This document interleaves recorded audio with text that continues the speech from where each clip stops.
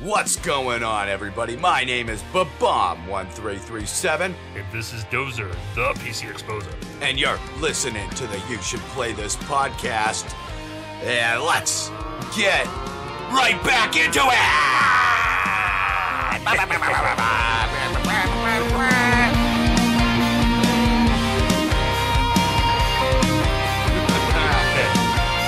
James. Dude.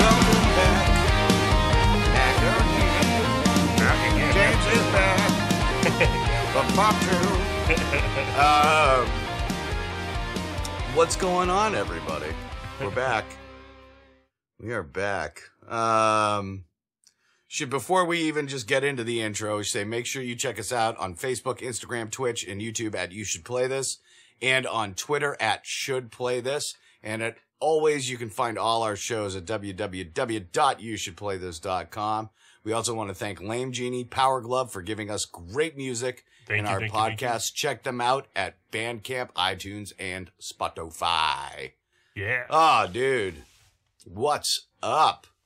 Oh, man. Just, just the year, man. This has been the busiest part of the year for me, so. This has been a busy part of the year for a lot of people, and, it's been kind of crazy, James and I, it almost seemed like every time we tried to get back together, something happened. It was tough. It's been tough. So James has been super busy in Colorado, working like crazy. Yeah. And I've been, working like crazy myself. But, in the process, I lost my grandmother, one of my best friends. Oh, yeah. Sorry about that. And so we had, sometimes it happens. Yeah. And, I miss them both dearly, but we had to take some time off, and it happens, and we're happy to be back. This is a great time for us. We love doing this all the time, but it gets cooler. You know what I'm saying? It gets cooler because this next year or more, it's probably going to be or more, to be honest with you. This next year or more, if we don't have cool interviews or anything like that, we're going to be spending the next however long it takes us in podcasts to start from 1983 all the way up to current date talking about the history of gaming. Yeah, it's going to be awesome. Yeah, I'm really excited about it. We're going to go into what our favorite aspects of those years' history of gaming were, some of the cool things that happened, controversies that happened in between. I think that's going to be a lot of fun, and it's going to open up the forum for a lot of our friends to start asking us questions again, a lot of our listeners to start asking us questions again, which is something that we're all about doing on the You Should Play This podcast. Send us and a James, message. it's kind of cool. It is episode 30. 30. So we hit the 30 mark, which is pretty rad. Now if we can only hit the 300 mark, oh, God. I bet you we could if we talk about the history of gaming. That would be like, hey, Jeff, those are the pieces. Yes, my hip. We're talking about the newest release, the PlayStation 420. Yeah, episode 300. Wow, that'd be great.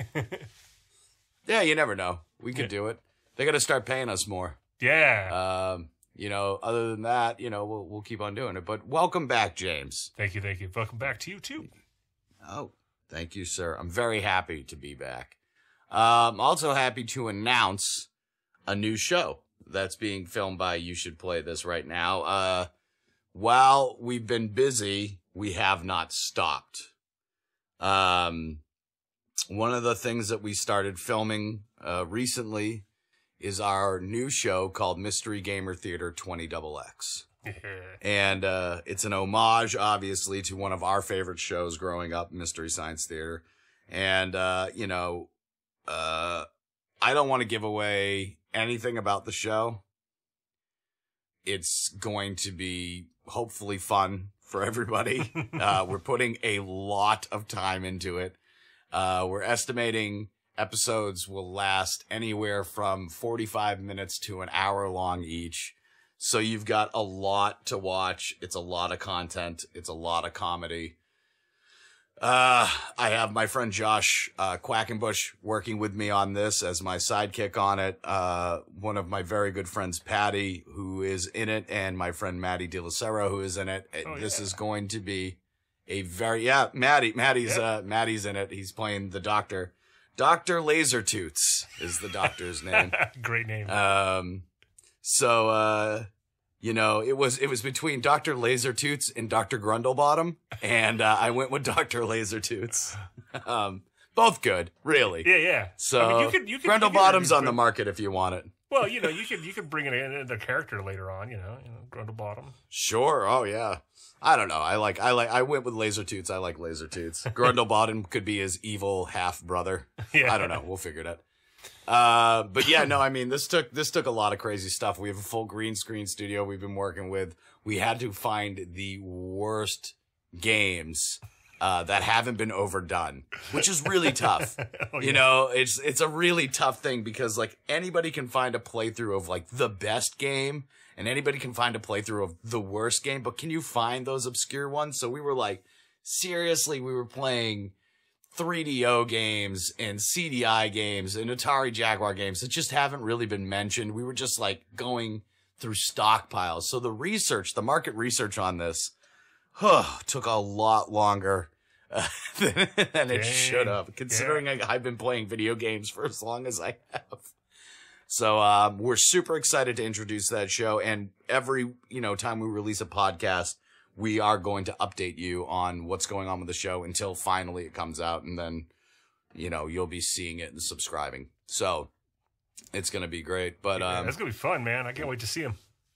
We have like a awesome interview coming up after the Geek Week Phil with a super awesome guest. So let's get to the Geek Week Phil so we can get to the interview, because I can't wait to talk to this guy. Alrighty.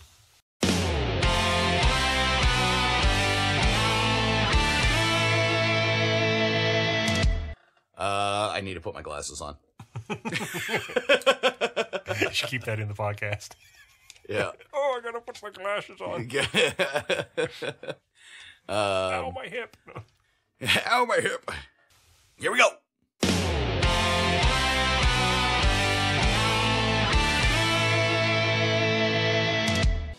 With its current total at $148 million, people who have crowdfunded the infamous Star Citizen are now concerned. They're now concerned. Even though its initial release was 2014 and it was pushed back to 2016, it has been pushed back again. And now it has no set release date. So now it holds the title of being the worst game of 2014, 15, 16, 17, probably 18, 19, forever. You get the joke. I want everyone to just concentrate on what I'm going to say. Judge Dredd and Deadpool are both getting their own cartoon series. Life is actually pretty amazing when you hear news like that. Jordan Roberts has signed on to do a live-action movie of Metal Gear Solid. Now, I know what you're thinking. Awesome. Another dumb director is going to destroy a franchise I loved as a child. Well, you're wrong. Rumor has it that every writer he has screened to do the script of the movie has come to his house and sat down and played several games from the series. That, my friend, is amazing direction. Turns out owning the Elder Scrolls Anthology Collection might save your life.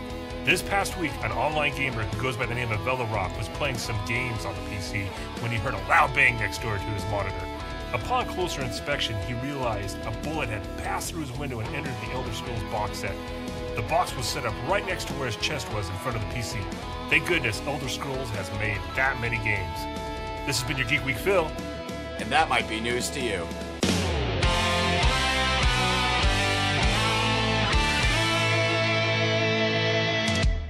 All right, folks. Geek Week Phil, huh, James? Very nice. Yeah. Oh, very fancy. Learning everything that we can learn about today's... Whatever, who cares? Today we do have I've known the person we're interviewing. I've known him for a long time. It's funny. And we just reacquainted recently, about a year ago. I've known him for quite a while, and, I would like to introduce this guy. He's a very fun guest. You might know him from the sketch comedy YouTube sensation New Kids on the Rock. You may recognize him also as the guy searching through your garbage for Ghostbusters action figures and old Pokemon games. It's Kevin James, everybody. Kevin James, how are you? Welcome to the podcast. That's probably the best introduction I've ever gotten. And I was recently at MagFest with my good friend Ryan Murphy, and an MC came out to introduce the two of us. We were screening Computer Fighters, and the guy got our names wrong. He introduced us as Ryan James and Kevin Murphy. No way. Well, that's... I mean, he must have looked at the thing and like, there's no goddamn way Kevin James and Ryan Murphy, because Ryan Murphy's the name of the guy that does Glee and American Horror Story. Right. And Kevin James is that guy with multiple failing sitcoms. But you guys break the stereotype and actually make quality television. There were people in the audience like correcting the guy. I felt so good like being on stage with people going, no, their names are Ryan Murphy and Kevin James. See, that's where it's at. That's where it's at. Whenever James and I sit on a panel, they go, why are you here? Who are you? What? They're like, oh, you can't see us normally. We're not allowed in the light. Kevin, like, so I remember, I mean, for years and years ago, from back in the days when you're a couple of years younger than me, but you used to come into Blockbuster all the time when I worked there, and Electronics Boutique. And I remember seeing you as that happy kid, always looking for Pokemon stuff. And years later, your video game love and love for like just all around like fun translated into this really interesting sketch comedy group that you guys have on YouTube called New Kids on the Rock. You want to talk about that a little bit? Like, how did that start? Yeah, sure. So yeah, like, I mean, for sure, like, you know, we grew up in the South Shore, and back in like 2008, there was a movie studio that was getting made in Plymouth called Plymouth Rock Studios. And that was off the heels of this tax cut that Massachusetts was introducing for film studios, where if they spent X amount of money, the government would give them back 25% of their investment, the state government, you know. So a movie studio was going to get made in lieu of that by a bunch of Paramount execs who had left Hollywood. And anyways, they started this website to promote the movie studio, and they really wanted some content. So they hired a bunch of people to do contract video work. And my friends Ryan and Neil got hired to make a video, and they grabbed me to help them make it. And shortly after that, we got asked to make a bunch of videos for them. So we were just making these weekly sketches for YouTube back when YouTube was kind of in its infancy. And we were kind of a big fish in a smaller pond back then. You know, we were making stuff every 6-7 days because we had paychecks dependent on it. And that, you know, nowadays no one turns over legitimate sketch comedy that regularly on YouTube anymore. Usually it's just if people make weekly or daily videos, it's just top 10 lists and fake out thumbnails. Yeah. Speaking of that, check out our top 10 list for Atari. No, I'm just kidding. Go ahead. It's hard, man. It's really hard when people realize like this is stupid. Like you have to have a guaranteed payday to make stuff like that. And that's why College Humor and like you know, they're around because they have these corporations behind them and a lot of money where, you know, you could have like maybe, you know, a well-produced video out every 100 hours. But now it's like, who the hell has the time? Even the best YouTubers, like we were talking about James Rolfe, like he really can't make like a big skit. But once every couple of years, it seems now. And he's like really good at what he does. Like it's no fault of his own. It's just he probably can't make the economics work, you know? No, and that's like, that's like all of us here at You Should Play This. Like we have taken a step back from making videos. Like we were releasing videos to a month of like pretty big, you know, production stuff. And it's like we just can't keep up the pace. No, can't even have a day job. I mean, it's like he's like one or the other. Make the videos or or make money. And you know, And honestly, I think that's okay. Like I've been telling people this a lot lately when I talk about video games. You know, Jeff knew me from a while back. I was a huge PS2 kid, and I was constantly buying and taking in every game possible on the PS2, and that was no easy task because that damn thing just printed crazy good games for this is like probably 3-4 years. Yeah, what was like? It's probably one of the largest libraries available, easily. Yeah, in the it was system like world. the first console. Yeah, the first console post like Super Nintendo that really like just was a mic drop of like games every month. Like holy crap! Like was it 2001? There's that magazine ad people like to repost where it's like here's like Silent Hill 2, Eco, Grand Theft Auto 3, Twisted Metal Black, Ace Combat 4, Final Fantasy 10, like all these games in like a 6-month period. And I was sitting there playing Ribbit Kings and nobody cared. And but nowadays when it comes to gaming, I think you guys can probably probably fall in line with this too. Is it's I still play the living crap out of games, but like right now everyone's talking about Zelda and Persona 5, right? Yep. it becomes one game or one or two games, like you said, Zelda or Persona 5. Right now, those are the big games everyone's talking about, and there's so many shadow releases that happen. Yeah, people aren't even. Yeah, but dude, like my problem is when I have time to sit down and play a game, I'm like, dude, I'm embarrassed to admit it. I'm like, when I have time on my PS4, I'm playing the original Red Faction in that Parappa the Rappa remaster. Dude, you and I were talking to each other on PlayStation 4. What was like a couple weeks ago when it came out? This game is so goddamn good. We're like, yes, finally they put something on here that I want to play. Like, you know. And we played a lot of the Rocket League and there's, when it comes to these like, AAA titles that come out, everyone's like, yeah, wow, I can't wait to try the new Call of Duty. I'm like, dude, just give me a really good game. Yeah. That's all I'm looking for. Like, I don't care if it's $10 and has crap graphics. I want a good game, Well, it's also like, it's hard to commit. Dude, I bought Fallout 4 when it came out and I still haven't finished the goddamn thing. And I broke 5 days of gameplay on it not that long ago. And I asked a friend at a party the other night, I'm like, dude, is this even worth finishing? And like 3 people in unison said, no, just drop it. and I think what's happened. James would disagree with you in a major way. Dude, it's amazing. But like my point is, and this is going back to what we were saying about the YouTube content, is like you get older. Like I turned 30 in January. I'm into video games, I think the same way a lot of older people are into sports, where my dad's not about to go play some football or hockey, but he'll listen to like sports radio or AM talk radio about sports morning, noon, and night. And that's where I'm at. I never miss a Giant Bomb podcast. I never miss one. Yeah, Giant Bomb's great. They're a great company. I mean, they're not as good as You Should Play This, but for sure. Oh, yeah. But they're amazing, like, dude. You guys are doing the right thing, though. It's like podcasts are like where it's at, in my opinion. Like I would rather put a podcast on and walk around in Fallout 4 it's pretty than like just zone into it. True. And what's great about our group is that, we're relatively tame compared to a lot of those other guys, as far as like extreme content goes. But what we like about our group is we're getting messages from people from like Dutch colonies and Suriname, and Australia and England and China. And it's so good. Yeah. Like it's so cool. And we're meeting all these really neat and different people and finding out how to get. And I think that's one of the things that we really like is we hit these really weird, you don't even think about it. Cause James is in Colorado. I'm in Massachusetts, and we get to talk to all these cool people such as yourself and do these things. And people will message us and be like, how do they do this? When's that TV show coming? Like when we had, who did we have on last time? Ben Martin. Yep. And people were like, oh, when's TikTok hitting? And it's cool because we hit this really awesome audience.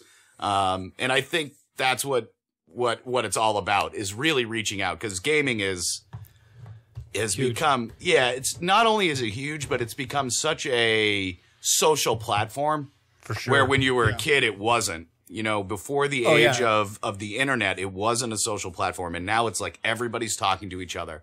It was as social as like the kids down the street. There's a level of shame associated with gaming up until like 1995. Yeah. Like there was an interview I saw with Phil Harrison.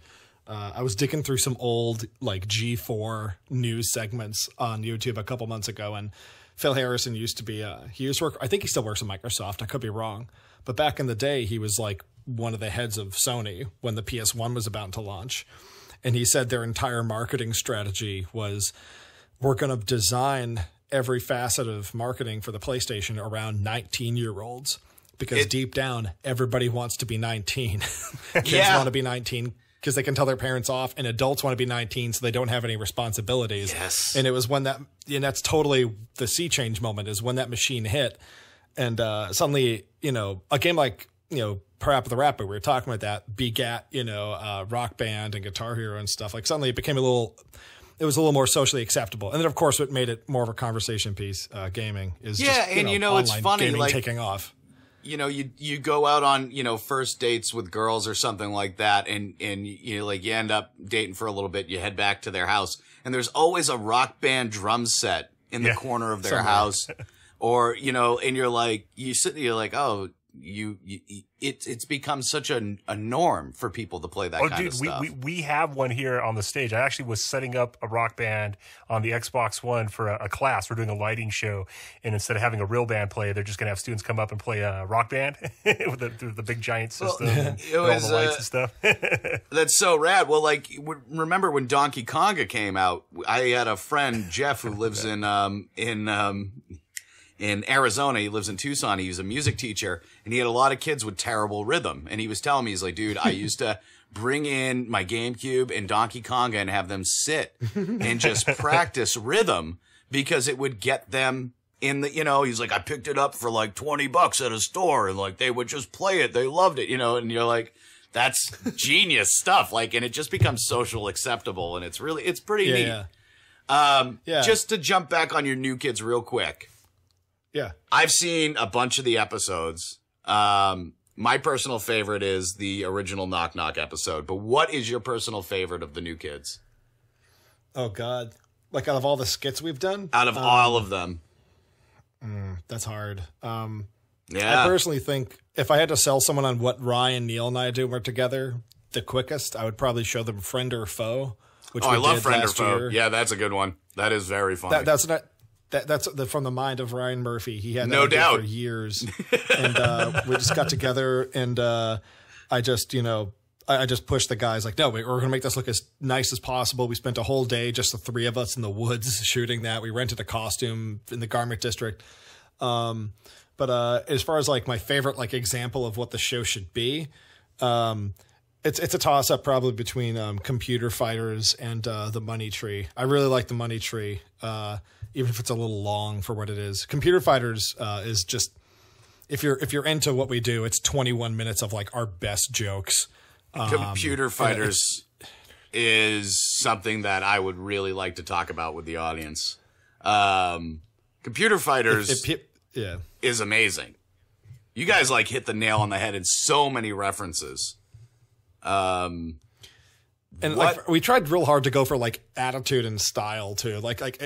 We didn't want to like just put like iconography from like Mario or something in there. We were like, okay, let's make this part of this game, because we go into a fictional game called Computer Fighters. And I remember talking to Neil and Ryan about it, and I said, this game has to feel like Mortal Kombat 3 and Twisted Metal 2. It has to feel like it came out in that breath of, oh man, this is a game my mom and dad can't see me playing. Right. Even though it's totally not actually mature. It's just gothic looking. Yeah, and what was the name of the city? Vatican City, 1999. I mean, you hit so many like hilarious references in it right off the bat. Like, my favorite part of it is when Daxter Flaxter, is that his name? What's his name in it? Yeah, that's his name. Yeah. Is that it? All right. Yeah.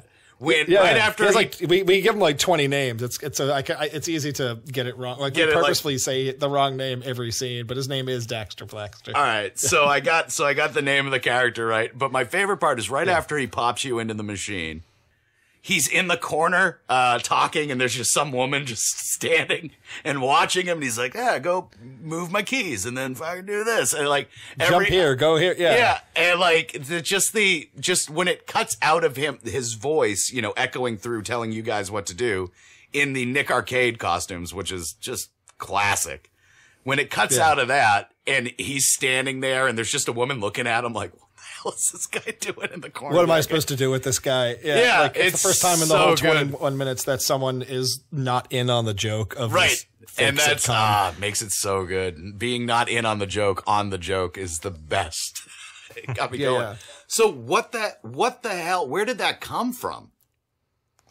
Oh man, well, like we always wanted to do kind of a finale to so when Ryan, Neil, and I do skits together, we do like a lot of short format stuff, but sometimes we would come up with these like fake sitcom episode ideas. We would call New Kids on the Rock. We would treat it like it was a TGIF show, right? Right. And which doesn't really work on the internet. People like the longer the episode, no matter how good it is, almost 10 times out of 10 less hits. It could be the best idea we've ever had. If it's longer than 10 minutes, it's not going to do well. But that doesn't stop us. But with Computer Fighters, we wanted like a finale. And I was trying to push the guys into doing a feature-length movie where we did like a Kickstarter and stuff. And they were like, no way, that's not worth it. And they were right. They're absolutely right. It would have been such a crazy like vanity project. So basically we tried to write a script that felt like a feature film attitude-wise, but only would have taken 10 pages to tell, and it ended up being 20 pages. And just from the word go, it was, we knew we were going to raise the stakes, so that let us convince we were able to convince ourselves, let's spend a little bit of money and get John St. John to do voice acting. Let's get Mel McMurrin from Twisted Metal, who did Calypso and all the old PS1 games. Like, oh, you can hear that stuff. If you're like a fan of that genre, those voices come out in the middle of that vignette, if you will. We wanted to get more people. We wanted to get more people, but like we couldn't find places to fit. Like we talked about maybe asking Phil Moore to do a voice, but we just didn't know where to fit him. Because we didn't want to make fun of these guys. We didn't want to make them come off any less important than we felt they were in our heart. Like we wanted the movie to feel like a celebration of our childhood and not a mockery of it. But we are kind of laughing at how truly dumb a lot of the things we held sacred were back then, while still making it look awesome. Like that was the whole idea. And so basically we just, we went through a couple of iterations of the script. We found out at one point, and the original idea, it's almost formatted. James, I don't know if you've seen it. You ever watch Are You Afraid of the Dark? Yeah, a long time ago. Yeah. We were trying to go for that. Like we were trying to go for like, an Are You Afraid of the Dark episode in the original writing, the inception for Computer Fighters. And then it got to a draft where we had a gypsy character giving us these magic tokens from Tibet or something. They were like made out of wood that was struck by lightning. I forget. And we found out that gypsy is like considered like a racial slur these days. Ooh. Yeah, you can't. And we looked really into it, that. and we had no idea. We were just like, all right, well, we just can't do that, like because we weren't gonna like argue with people. Like, no, we can do that. We're making fun of a television stereotype. My it doesn't matter. friend's Just don't do best it. friend, his sister knew a gypsy, so I feel like we can say it. Like you can't get away with that. Like. It's tough. It's like we were making fun of like Sardo from Are You Afraid of the Dark? We weren't going to be like Romanian people are awful. Like that was like the joke. It wasn't. Yeah. I didn't get that. I had no idea until because as recently as like 10 years ago, Drag Me to Hell came out, and I love that movie. Oh yeah, great movie. And I had no idea that was a thing. And the second we found out, we just scrapped it. We're like, well, we're not going to like try and justify this. Let's just write something smarter. Yeah, I mean, I'll tell you what, you did a phenomenal job writing something smarter. Now, how long did it take you to make that short? 8 months. Wow, 8 months. Jeepers creepers. Well, I was working a full-time job. Neil was getting married. Ryan lives down in the Cape. He works a full-time job down there. And we were doing a lot of experimental stuff. None of us had ever done 3D animation before. Yeah, we were watching like Beast Wars and stuff, trying to figure out like there's a certain. Okay, have you guys ever seen the original Power Rangers movie from '95?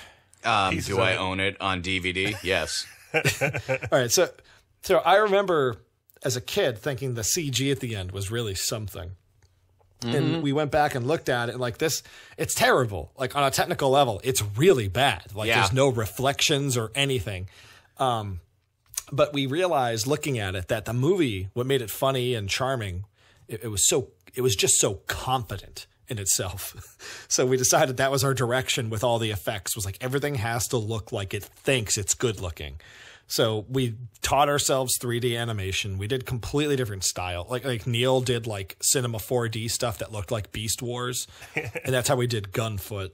And I went into more how Lawnmower Man was done. Oh, yeah. Like I was doing like, underrated weird extrusion. Dude, I finally watched it 2 days ago. It's an underrated movie. It's pretty cool. It's a good movie. Terrible video game, but not a bad movie. Yeah. Dude, I read the book that it was based on a couple months ago.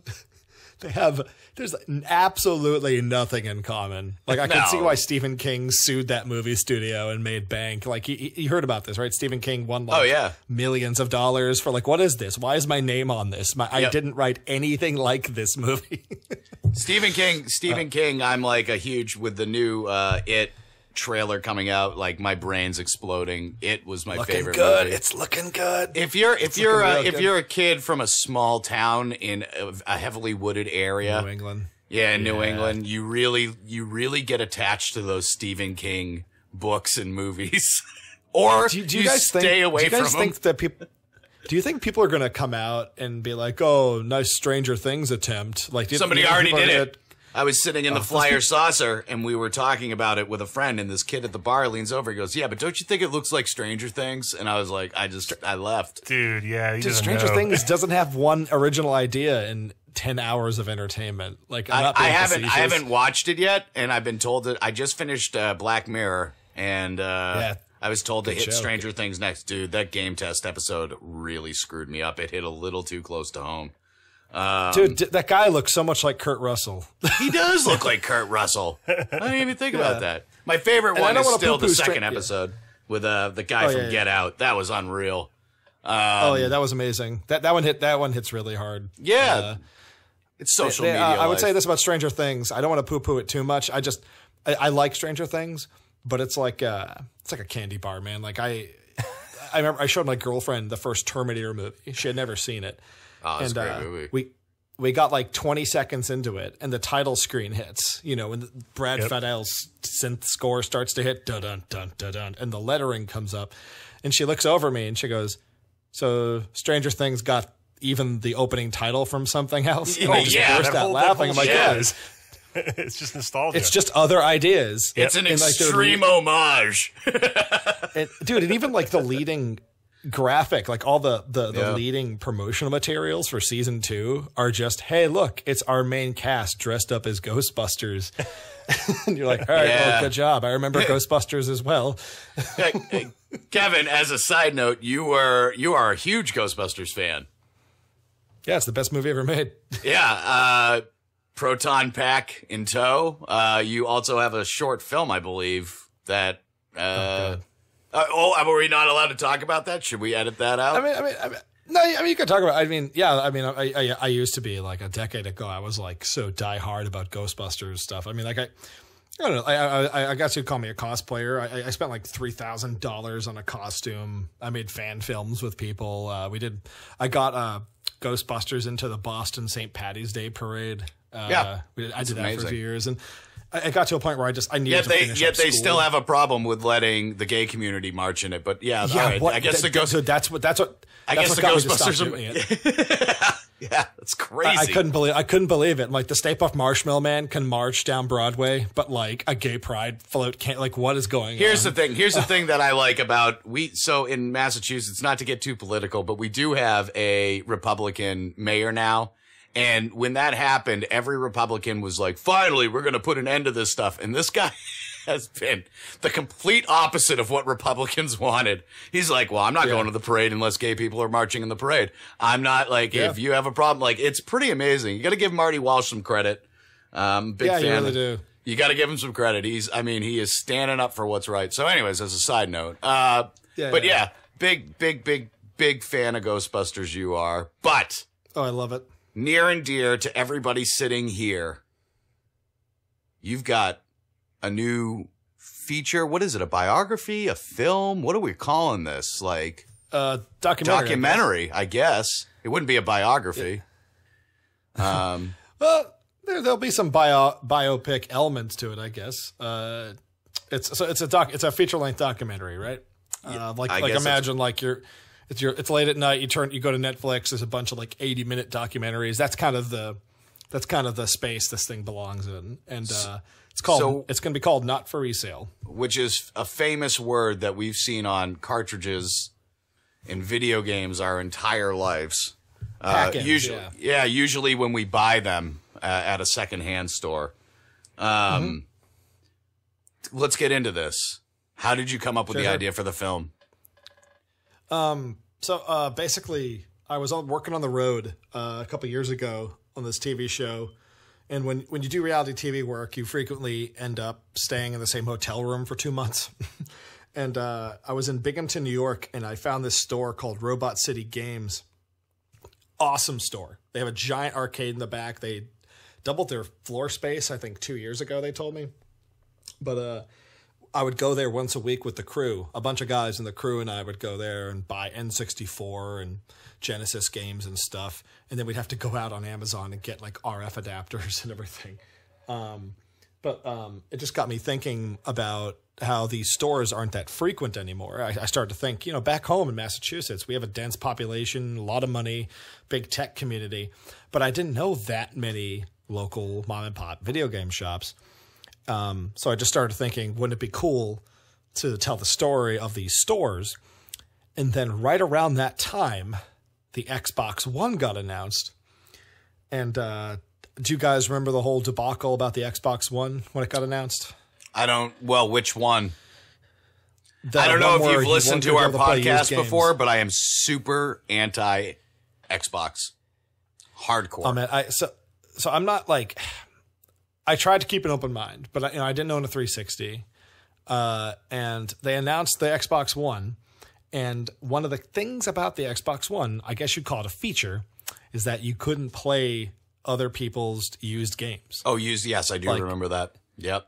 And like that is I'm kind of oversimplifying it, but that is kind of what the sales pitch was like. Well, you could buy a code to release. That was one of the things. You could buy like for $10 or something was the idea that you could buy a pass to play the game again, and it would completely ruin resellers on that subject. Yeah, and like there were some cool trade-offs. Like, to be fair, like there were things like if you bought a game, you could let up to, it was like 10 people could be in your family library. I'm forgetting the term they had, but they were using the same concept as Steam, or like PlayStation 3 with the 5 users that could sign in. That there was some cool ideas, but the messaging was so poor, people went mental, and it really got me thinking about, man, like this is kind of it though. Like one of these consoles is going to get this right, and that's going to be it for physical retail. But why? And I was kind of surprised that there wasn't a permutation of the PS4 or the Xbox One that didn't have a disc drive. Not that I want it, but I was sort of surprised that no one had the balls to do it. And Sony tried it with the Vita Mini or whatever, the Vita Go or the PSP Go, PSP Go. And but the PSP was on life support by the time that happened, and piracy just ate that thing. Yep, it's true. It was awesome. The PSP. I mean, I love my PSP. I like my Vita and my PSP. I think they're both fantastic systems. The hardware is still so good. But I just said, I said to myself, well, why don't I make a documentary about not just mom and pop video game stores, because that's cool. There's some Americana there, and I love going into business stories. But why don't we do that in parallel to the changing nature of retail consumption in the United States? Because, internet speeds aren't great everywhere. And, I think Doom, the new Doom that came out last year, which was excellent. Great game. Wasn't it like a 20 gig patch or something? Like day one, like something. And that's insane. If you have like a 15 megs down, which is like the fastest internet you can get in most parts of Tennessee, I'll let you know. That's like days just to play patch it.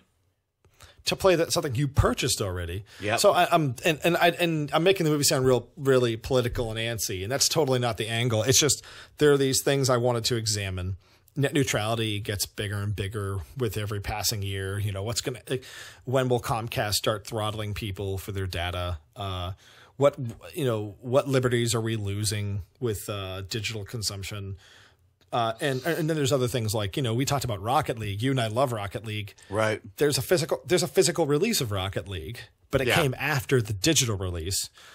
Why is that? Like, so we got the digital on PlayStation. We get the digital release for free when it first came out. I do have a physical copy of it. I'm very intense about that. I have a library of about, I would say I'm up to about 6,000 physical games right now.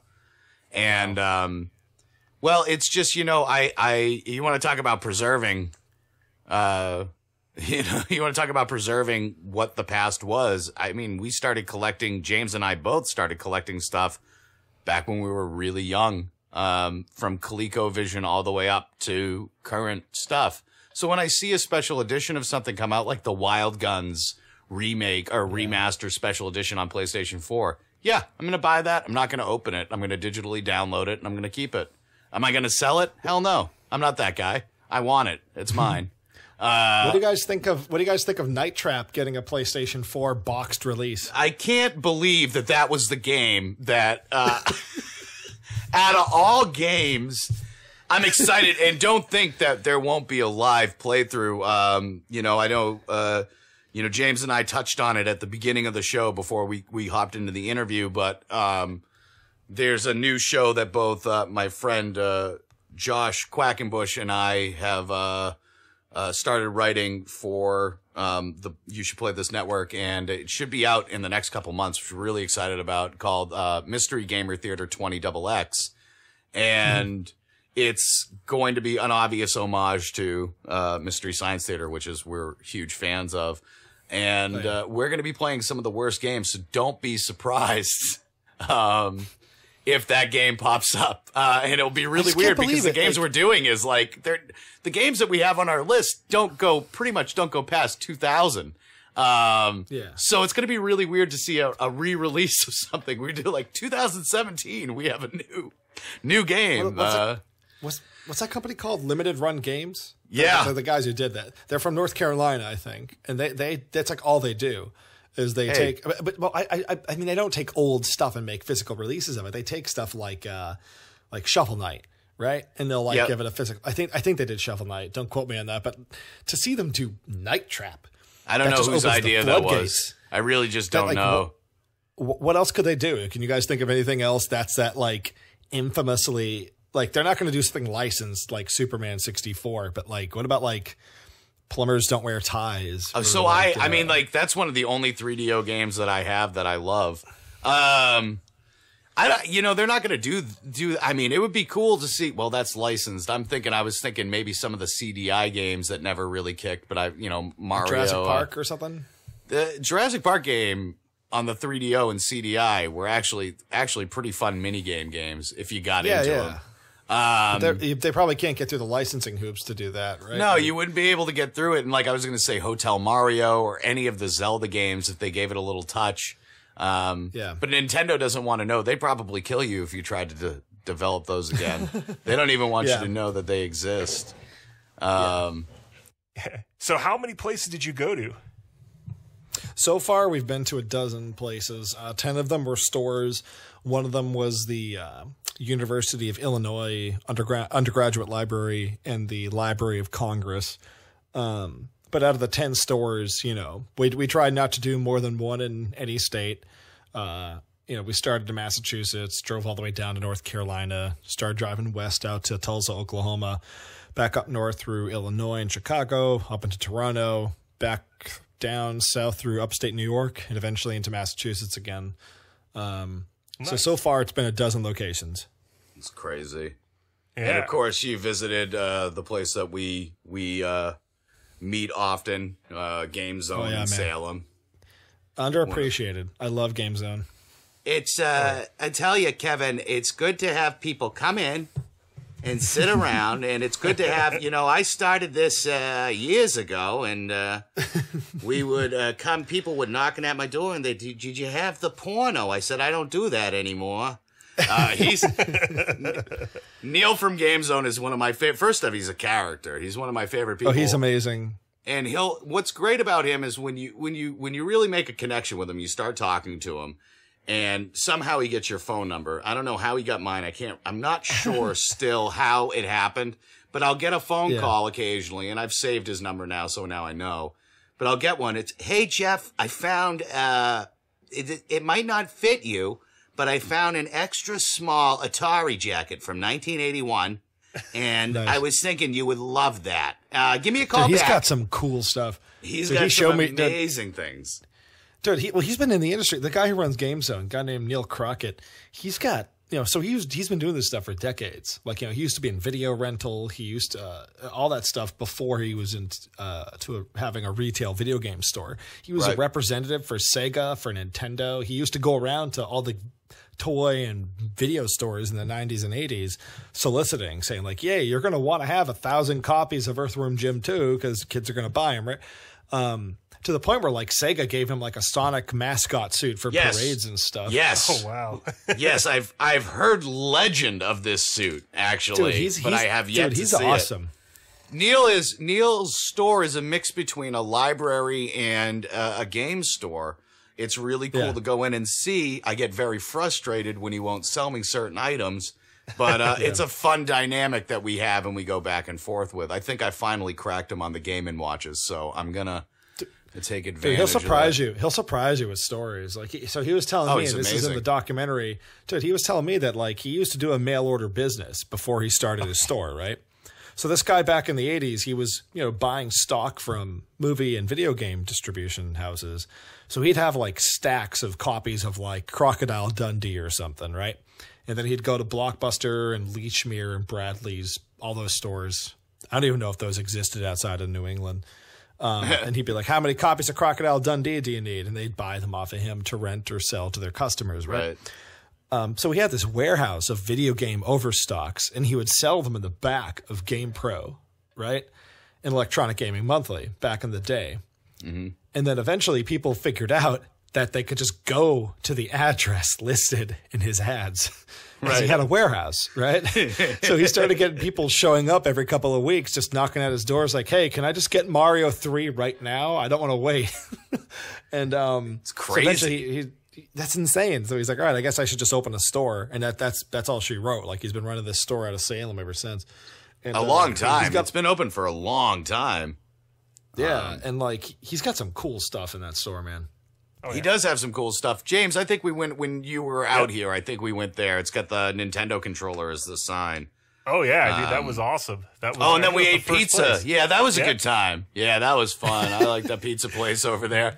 The one time we played video games and had pizza. Yeah, that's only happened once in Massachusetts. Oh jeez. Kevin, where would people go if they want to learn more about the movie? I'm glad you asked, Jeff. All right, thanks.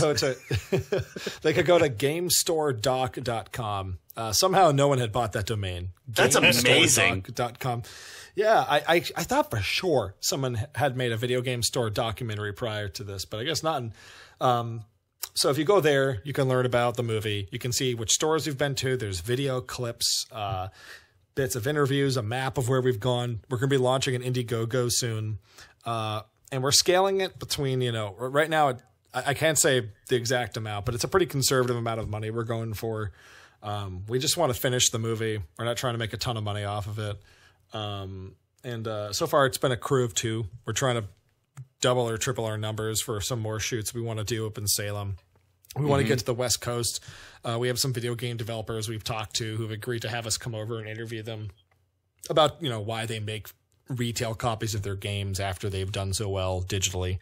But yeah, if you want to learn about the movie, GameStoreDoc.com. Like, that'll give you a real good idea of what the movie is. We have some 30-second clips up, so it doesn't even take that long for you to figure out if you hate or like the movie. Well, I mean, I liked it right off the bat. That's like right in my wheelhouse. I mean, anybody who listens to this, that's in their wheelhouse. Totally. So this is where you know, and obviously on the You Should Play This page, we're going to be updating it constantly. We're always going to want to be talking about it, and it's super cool, dude. Like, I'm psyched about this. I can't wait to see where it goes. I hope we do the stores justice, because like I wasn't prepared for how interesting all these stores were going to be, and I wish we had more time to spend with them. I truly do, because some of these stores we only got like 5 hours. But we're going to be going back to a few of them. And there's just stuff about gaming retail I'd never considered. And also just witnessing, I mean, you guys saw what happened with vinyl shops, They kind of went the way of the dodo for a bit. and then they came back from the boom. brink because suddenly like people were buying vinyl again. And I that's kind of one of the questions the film asks is this going to happen to video game shops? Because some of these stores are thriving and other stores aren't, you know? Yeah, that's interesting. Yeah, like, I mean, like, you know, we know, I don't want to name names, but like, you know, we know stores in New England that are doing better than others. Yep. And it seems, you know, it could go either way. You know, this hobby, this love so many people have for retro games. One thing that came up in a lot of these stores that I you know, I'm glad you and I are talking right now, and I'm glad we saved it for the show, is I asked some of the owners of these shops, like, do you see the age of your customers going up, like the average age? Like, do you get kids coming in actually buying video games, or are they just coming in with mom and dad so they can see what video games used to look like, right? Yeah. And they're telling me, and this is the coolest thing, they're getting kids coming in for the weirdest games out of nowhere. And like a kid will come in and say, oh, can I get a copy of Jekyll and Hyde for NES? And the owners will be like, why the hell do you want a copy of Jekyll and Hyde? And they'll sell it to the kid. And then they'll find out a week later that some YouTuber did a video on that game. Right. So these kids are getting a history lesson on these games. And then they come in and they're suddenly like, oh, hey, I actually want to get a copy of like the weirdest stuff. Like freaking the Independence Day game for PS1 for some reason became a thing. Yeah, in this one stop, because kids just they hear YouTubers talking about it and they want to experience it. So there's definitely an affinity for retro games with young kids now. So that's interesting to hear. So I wonder if that will hold. I wonder if I mean, like, look at the friggin' the NES Classic, right? Oh yeah. Oh yeah. Are you ready to ask Kevin the 15 nerd questions or what?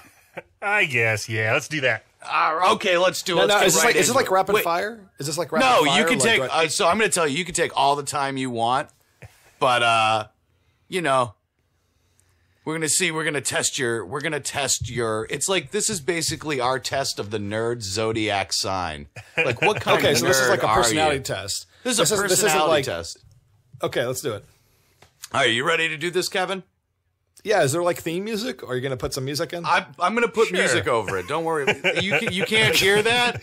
You can't hear that right now? What are you talking about? Oh, yeah. It sounds kind of like the Winnie the Pooh Bear theme. Okay, yeah. Yeah. Oh, let's put a moment of silence. I don't know if Flame Genie or Power Glove has done a Winnie the Pooh Bear. Those are our guys we use for music. Everything. Everything, because they gave us rights to their music. All right, so we're going to get right into it. 15 questions. Let's go, Kevin.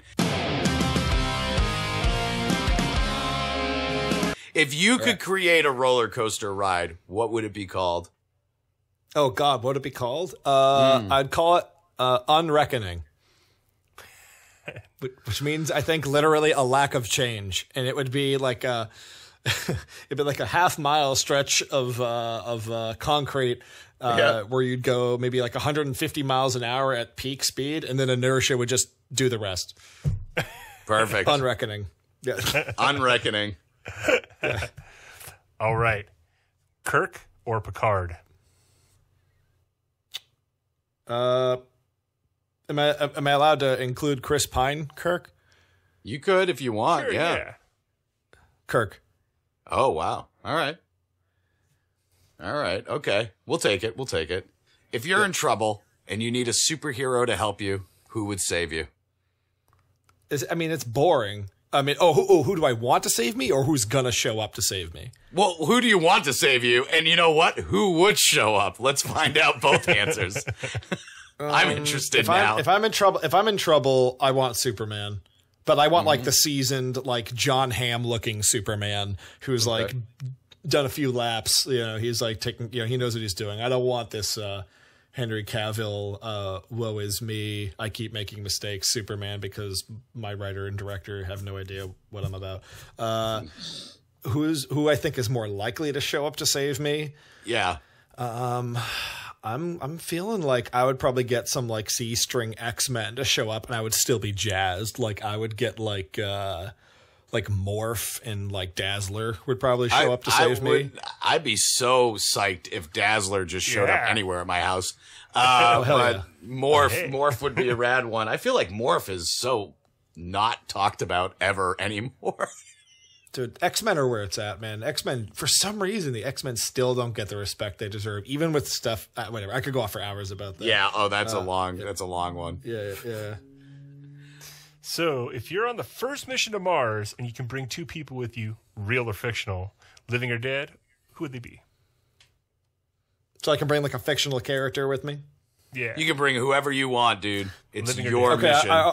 Okay, I'm bringing Werner Herzog because he'll figure out the best way to convey the beauty or horror of Mars to the people back home. I don't have to worry about it. Werner Herzog's got his pulse on it.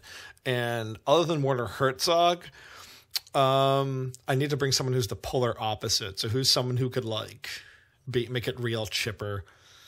What about how about Danny Pudi? Oh, all right. Yeah, I mean, I'm not bringing anyone who has any sort of scientific merit. I assume if they've gotten me there, it's on autopilot anyway. But I feel like Danny Pudi. I feel like I'd have a good talk with Danny Pudi on the way back. He seems on the way back. Yeah, you're definitely coming back. Herzog's not going to talk to me. I don't think he's talk to anybody. You just record it and be on his way. That's funny, yeah, because when I was posed that question the first time, I was like, well, I'd have to take like Bill Nye. I've met Bill Nye. I met Bill Nye, and I got to swing dance with him in New York. Did I tell you about that? No, that's probably the most amazing thing ever. I love that guy. He's great. I was so nervous. I'll send you the picture. I was so nervous. I ran into him at a nightclub at like 2 a.m. It was a jazz club. I was drunk, and he walked in with his posse. And I walked up to the bartender. Who's his saying, "Holy posse crap." consist of? Neil deGrasse Tyson. Oh, it was like a girl. It was like a girl in her like 30s. So a woman, but relative to him, right? A girl, right? Yeah. A woman that was more his age and like one other guy. And I walked up to the bartender after they walked in, trying not to make a scene because no one reacted. And I said, listen, you realize that like royalty just walked in here, right? And they go, oh, well, yeah, he comes in like every other week. Just don't tell people where. And I can't tell you where this is because I swore I wouldn't say where it was. Yeah. And then I walk to the back of this bar and there's like a jazz club in the back and a dance floor. And he's cutting a rug with the younger girl. Like he's a really good dancer. And I just started dancing, you know, like on the floor. It was like me and there was like 3 couples dancing on the floor, including him and who he was dancing with. And then I got to talk with him. I'll send you the picture. We were both I gotta pretty see drunk. this. Yeah, that's amazing. Yeah. All right, moving on. Sega or Super Nintendo? Sega Genesis, right? That's the question. Yeah, Sega Genesis, not the Master System, not the CD. Well, unless you want to include that in the Sega Genesis. I know the Super Nintendo's better, but I'm such a Genesis boy at heart. Yeah. This is all relative, man. I personally would pick the Super Nintendo, but I'm not going to blame you for the Sega. Dude, I I have such a Genesis. soft spot. Dude, I have such a soft spot for like Vector Man and like Sonic 3 and like I'm looking at my Genesis games right now and like Super Baseball 2020 was on both consoles, but I preferred it on Genesis. Kid Chameleon, like I know Kid some Chameleon's of a these great games game. Yep. Dude, I love Kid I mean, Chameleon. hey, like they say, Sega does what Nintendo don't. Damn you know? Like Super Nintendo is fantastic. It's responsible for so many good things. Right. But Genesis, it's man, such an easy mod too. Like I played my Famicom games, all I had to do was pull out a piece of plastic. I was like, "Thank you, that that was awesome." Nice. So, waffles or pancakes? Oh man, why is this the hardest question? It's a tough question. Waffles. All right. Yeah, waffles are legit. I feel like I have them less frequently, and maybe that's the only reason. But tomorrow I could wake up and say, "Who am I talking about?" Of course, I want to have pancakes. Why'd I say bring Danny Pudi to Mars? That doesn't make any sense. All right, man. Who would win in a fight, Lemmy or God? It's a trick question. Lemmy is God. Yeah, all right. That was a softball question. I love it. That movie's underrated. That movie that's one of the best movies. That's one of the best movies. That movie has half the Ghostbusters in it, man. Yeah, and really, when it comes down to it, it's like you look at that movie and you're like, hey, God, there's that. There's basketball. Those are the only two movies that matter in life. And Dirty Work. Dirty Work's. Oh yeah, Dirty Work, hands down. Hands down. In the so underrated. And one of my favorite things about that movie was when the press release came out, Artie Lang got a review in the Hoboken Times. Oh, I heard about this, yeah. Where it said, Artie Lang has the charm of a date rapist in the movie. And Norm Macdonald looks at him and goes, well, you got to look at the bright side, buddy. At least you got the girl on a date.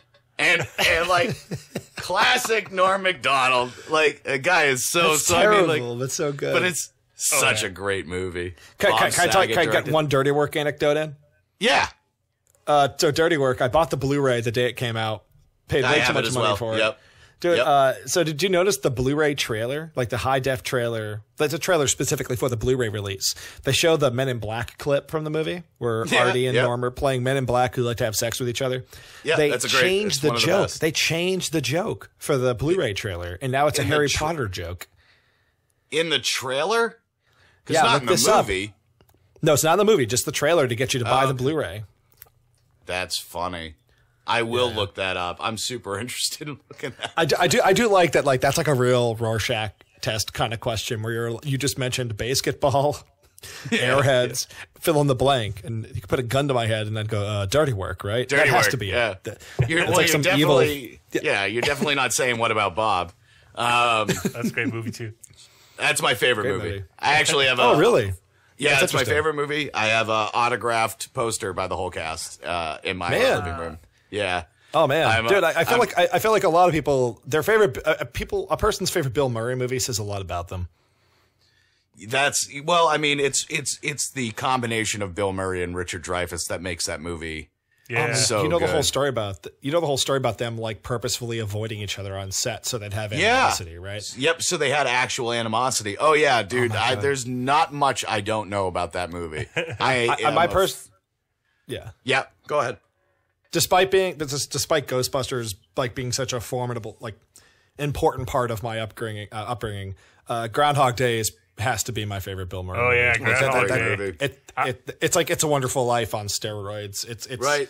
It's a great movie. The only problem I have with this, I always look at like Annie McDowell and I'm like, man, she's so cute, but she looks like she has bad breath. I don't know what it is.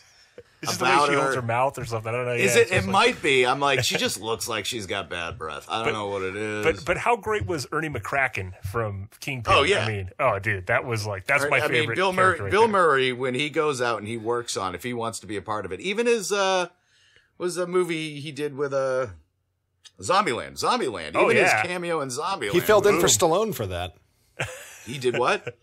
Stallone was supposed to be in it, and he had to bail last minute. He called up the director and Woody Harrelson saying, listen, he was doing some other, I assume it was like The Expendables or something. He's like, I can't make it. Like, I'm so sorry. I really wanted to do this. And then Woody Harrelson was like, well, I can get Bill Murray. And everyone was like, yeah, that's perfect. Because the original joke was supposed to be, it was Stallone doing the exact same joke. And that's pretty damn funny. But like, talk about like the perfect backup. Like, it was great. Actually, James, I think I saw that with you. Yeah. In Venice the night, like the week it came out. Yep. It's the best scene of the movie too. Yeah, that was great. Emma Stone having to play Janine when they're playing Ghostbusters together. My sister was that. My sister went through that when we were kids, and when she saw that movie, she called me the minute she got out saying, "There's a scene in this movie. I'm not going to spoil it for you, but you're going to pretty much get a look into your childhood from my point of view, like when we were kids." So awesome. Oh, what do we got? So if you could be the writer of any sitcom in the 90s, what would it be? So I get to do like one episode? Yep, you're the writer of one episode.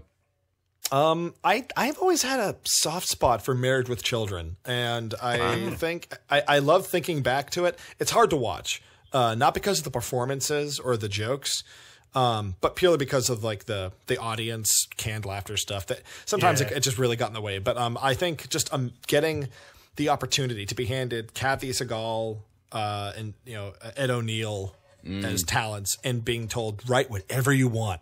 Go for those it. two to perform. Like they're so funny and so underrated because their performances are almost drowned out by the gaudiness of how sleazy the show is presented. But I think they were so damn funny together. I'd love to write an episode of that show. Kevin, if you could be any pro wrestler and you could tag team with somebody, who would it be? All right, so hold on a minute. So the question is, if I could be a pro wrestler, like I have to pick a wrestler I get to embody. Okay. Yeah, and then you tag team up with somebody. Who would it be? Oh, jeez. I mean, back in the day, I was like every other red-blooded American. I was a Hulk Hogan guy, but that doesn't feel right anymore. The thing is, I took down his pop. His pop doesn't exist on my wall anymore. I mean, it's hard because I'm such a fair weather wrestling fan. Like I'm gonna say the most boring stuff. That's we'll take I remember back in the day, like digging Kurt Angle. He's back now. Oh yeah, what's his shtick now? He's the commissioner of Raw. I can see it. Well, I guess I would say old school like Olympic medal Kurt Angle would be the one I'd want to embody. Yeah. Just because I thought it was so like I thought that's my kind of cheese. And then man, there's so I don't want to get anything wrong in this. I'm not a huge wrestling guy. No, it's fine. I have a bit. I got a bit in my quiver here. What's his name? The Scotty Too Hottie? Yeah. Oh, sure. Why not? Yeah, I feel like that'd be a fun. You're gonna do the worm? Yes, of course. It's classic. Yeah. All right. Cool, man. We'll take it. All right. So Kurt Angle, you embody Kurt Angle, and your tag team partner is Scotty Too Hottie. Done. That's fine. So, if you could only play one video game for the rest of your life, what would it be? So the cheat answers are things like Mario Maker and Little Big Planet. Those are cheats. Those are cheats. Yeah. One game take for it if the rest that's of it, my life. Yeah. One game. What game do I go back to the most? Is it just me, or am I allowed to play with friends? It's one game that you can play for the rest of your life. I'm not saying if there are friends around you, so if you want to play with friends, it's fine. Is multiplayer an option? Yes. Multiplayer's an option. Yeah, multiplayer's an option. Yeah. Time Splitters 3. Which one? Time Splitters 3. Oh, Time Splitters. Wow. Because anybody who answers that question, GoldenEye or Perfect Dark, they must have stopped looking at video games after the year 2000 or something. Because like the Time Splitters games are so criminally underappreciated for the amount of dorm room fun they provide. And the fact that they have all those amazing challenge modes, the story mode, split screen co-op throughout the story, co-op challenge maps, bot matches, a map maker. The map maker. Like I love Time Splitter 2. It was one of my favorite games of all time. Two's amazing. Yeah. Three added just. I feel like 3 adds just enough on top of 2 to provide more gameplay, even if 2 had the better campaign. Well, not the better, tighter, a little more refined. Like I'll put it this way. You know how like GameCube tended to have the tighter engineered version of any given game on that era of platform like that? Oh yeah, like I play Aquaman still. Well, like, if you got a game that came out on PS2 and a game that came out on GameCube, right? The GameCube game tended to be the one that was like just tighter all around, not just because of the performance. Yeah. I mean, it was better. It was a year better hardware, but it showed the games would load faster. Time Splitters 2 is kind of like that in that trilogy. Time Splitters 2 ran the best. It was the leanest. Not that it had less to offer than the first game, but it just felt like everything was so honed in and refined. It felt like an arcade game you could walk up to. 3 was just the kitchen sink. You could make go-kart racing tracks in the map maker, and it ran like dog shit. It ran at like 20 frames a second compared to the 60 it was supposed to. Because the game didn't care. That EA did not care. EA published the third one, and they just said, just do whatever the hell you want. So EA, we try not to talk too much smack about EA, but yeah, It does happen from time to time. Why is there no Burnout Paradise follow-up, EA? What's going on? Yeah, I wonder why. All right, Kevin, we're in the round. We're coming into the home stretch here. We got 5 questions left. Which Ninja Turtle would you be? Leonardo. This was actually decided at a wedding. I was one of the groomsmen for one of my best friend's weddings a few years ago. And right before the ceremony, my buddy Neil pulls me and a few of our closest friends aside.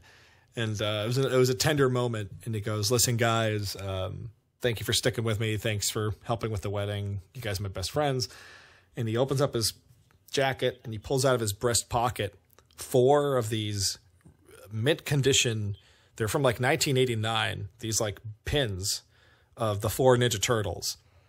Wow. And he like had picked me as Leonardo, and he put Leonardo like on my breast and like on my the breast of my shirt and like pinned it in. And so I don't even have to. There's no hesitation. I'm Leonardo. You're Leonardo. No hesitation. Wow. No That's hesitation. awesome. Yeah. So, what's the hardest video game you've ever beaten? Jeez.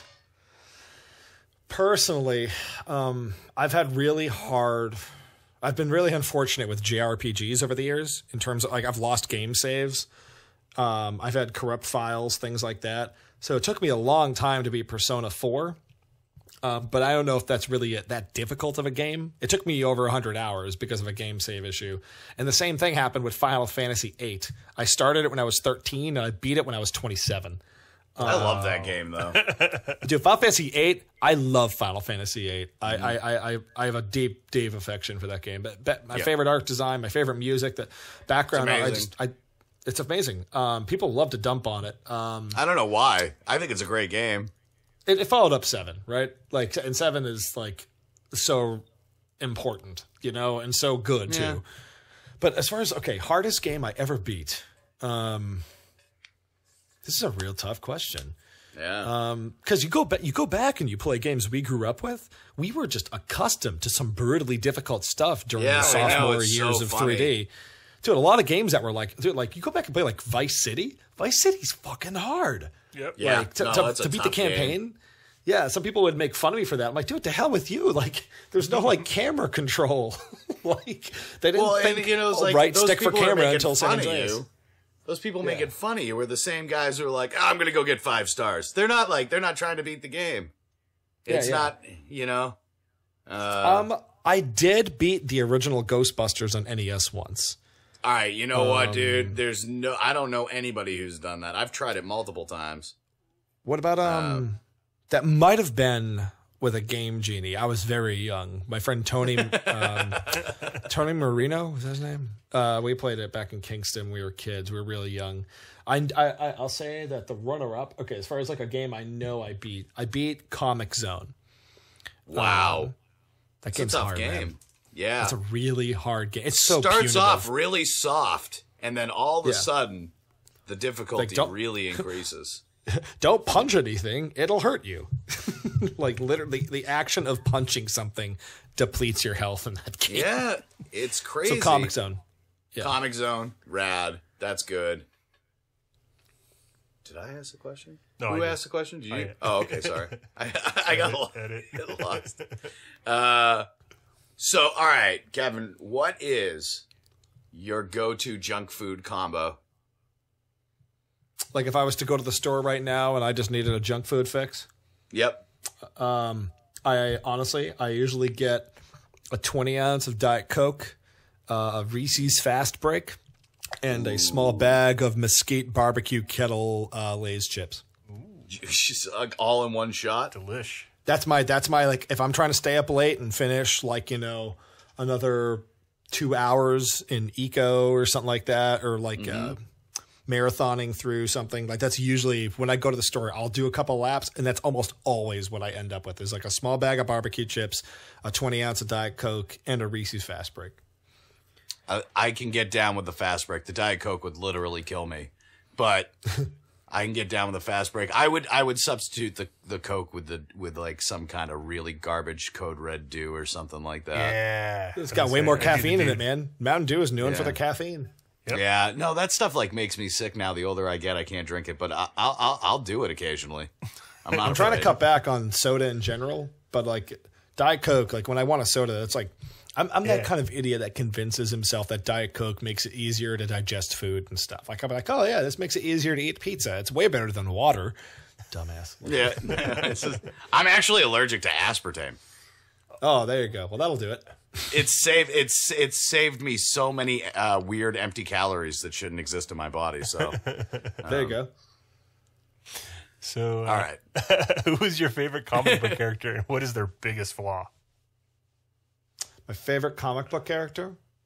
Yeah. Right now, I've been really into the Invader Zim comics that have been coming out. I loved Yonan Vasquez stuff growing up, and he wrote a few issues of it.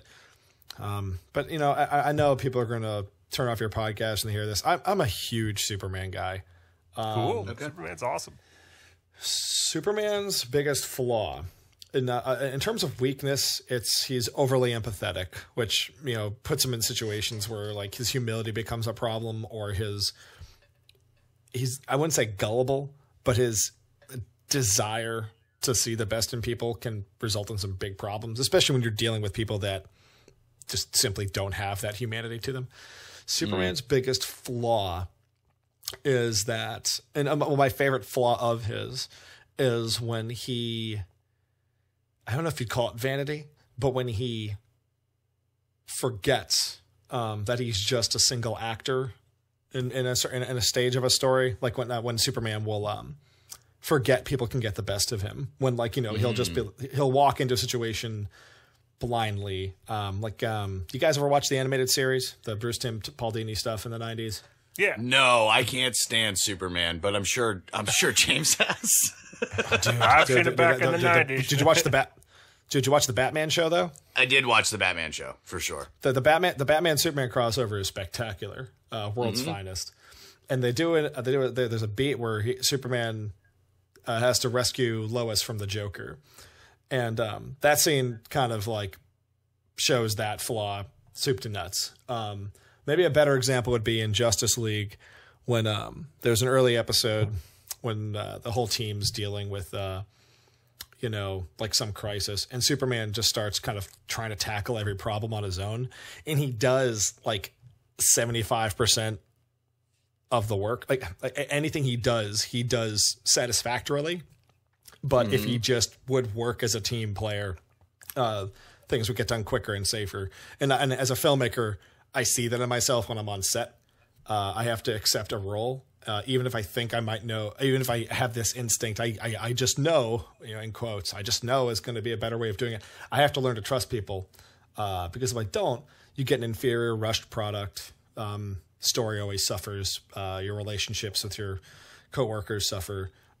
So I see that in Superman sometimes. I like those moments are the kind of things people take for granted that a character like him can only afford in a story. Like when Wolverine gets arrogant, I don't care. Like, I love Wolverine. I love the character. X-Men. Yeah. I love the X-Men, but like it doesn't.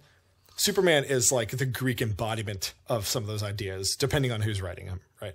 Right. But I guess those would be the two big problems with Superman that I love, like those type of issues that he, in terms of inner conflict. So yeah, it's like when you pick out a superhero or even any type of comic book character, you have to accept them. That's why I like that question. It's always like, who's your favorite and what's their biggest flaw? Because you're like, you have to accept their flaws if you love them the way you do. That's what when people say, like, I love Batman because he's so human. I'm like, I don't think you get Batman.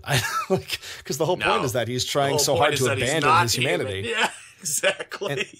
And Superman's trying so hard to be human, and like that's like what makes his story so great to me is like the xenophobic message and him reminding us of ourselves. Like, oh, this is how lucky we have it. We're entitled. I'm a big fan of War of the Worlds, and Superman is kind of a reflection of that story in a lot of ways. And as like a Superman fan, outside of like the character flaws he's supposed to have in terms of like writing problems, I am stupefied by how frequently Hollywood just writes him as like this Greek god that can't be stopped, because that wasn't him for like a century. Like, you know, he was like a tank could kill him. Like, yeah, do you guys remember how Superman died in the 90s? Do you remember how he died? He got punched. He got beat up. He got beat up by basically the Hulk. It wasn't some crazy like magic asteroid made of kryptonite. He just got punched into submission. And it bothers me to see, like, you guys, Batman versus Superman, he takes a nuclear bomb to the face, and 2 minutes later he's back in action. Yeah. And I remember like wanting to throw my popcorn up in the air. Like, what? Where do we go from here with this guy? Like, this is impossible. I waited in line for that Death of Superman. I waited in line that morning at Chris's Comics in Marshfield, Massachusetts. Yeah. That was something to read, man. When that happened, that was really crazy. There were like top 10 pop songs on the radio about Superman that year because of the death of him. And like, we can make fun of the fact it was a slug match all we want, but man, it's like hard to, like, you know, in a world where like Kurt Cobain had committed suicide and like the Oklahoma City bombing was going down, and like people really thought like moral decay was setting in, to read a comic book called The Death of Superman. You know, like there were like crash test dummy songs coming out like, man, Superman was pretty cool, huh? It's too bad people aren't like him anymore. People aren't even relatable anymore. Like, it's done. Well, it's like, I mean, I'm like a Dick Tracy fan, man. Like I love Dick Tracy, dude. I love Dick Tracy. Dude, like when Dick Tracy walks into a room seeing someone picking on a kid, and he says, "Hey, tough guy," and the guy turns around and he knocks him in the face. Like, that's like, sometimes that's what I want. Like, I don't always want a funny white guy named Chris. You know, sometimes I want, like, you know, like the square jawed, like Hal Jordan kind of dude. Hence why I have the watch. I'll have to show you the next time. Oh, that's badass. Yeah. Hence why I'm a Leonardo guy or like a Cyclops guy. Like, that's like sometimes I want that person, or like Storm. You know, I really like the people who went through some attrition to become like the people who have some seasoning to them, who have like the experience. A little bit more disciplined as well, it seems like, with Leonardo or Scott Summers or something like that. So, and I totally understand those characters suck without the Raphaels and like the Gambits and such to work off. Like, I'm not a fool. Like, those characters can't exist in a vacuum, or they're boring, you know? Well, it's a character dynamic, you know. There are independent Raphael comics. One thing that you don't really see is, like, you wouldn't really see a Michelangelo comic. I'm sure they've made them, but I can't imagine that they're interesting. I'm trying to think of what he would struggle with. Exactly. It'd be like, oh, I can't wait to read the new Slimer comic, which I do have like all 7 issues of. That's not the point. The Slimer comic was great, by the way. But all right, Kevin, last question. When it's all said and done, at the end of the day, what do you want your legacy to be? What do I want people to know me for? It's deep. It's a deep question. It's a hard question. I want people to come from something they've watched of mine, and obviously the easiest answer is to feel better about themselves, to laugh and have a good time. I make a lot of goofy stuff with my friends, but I'd like for people to find something they can relate to another person in the room through. I love transcendent entertainment and art, which is why I love things like X-Men, because there's so many perspectives in that piece. And I think it's so undeniable who the good guys and the bad guys are.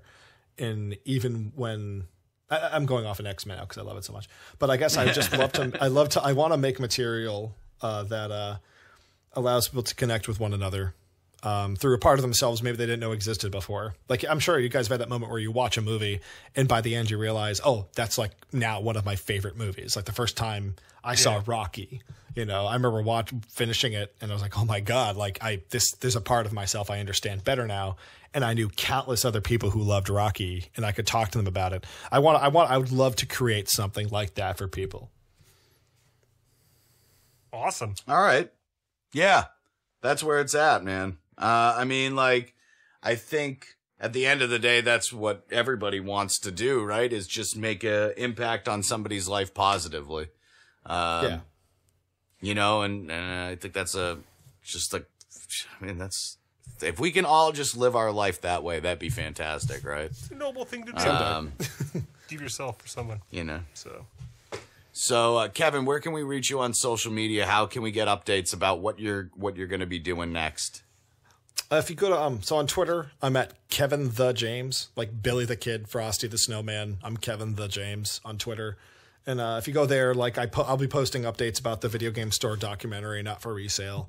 No joke, I think I just got retweeted by Randy Pitchford out of nowhere while we were recording this, which is kind of crazy. Oh, cool. The guy Gearbox. Yeah. Yeah.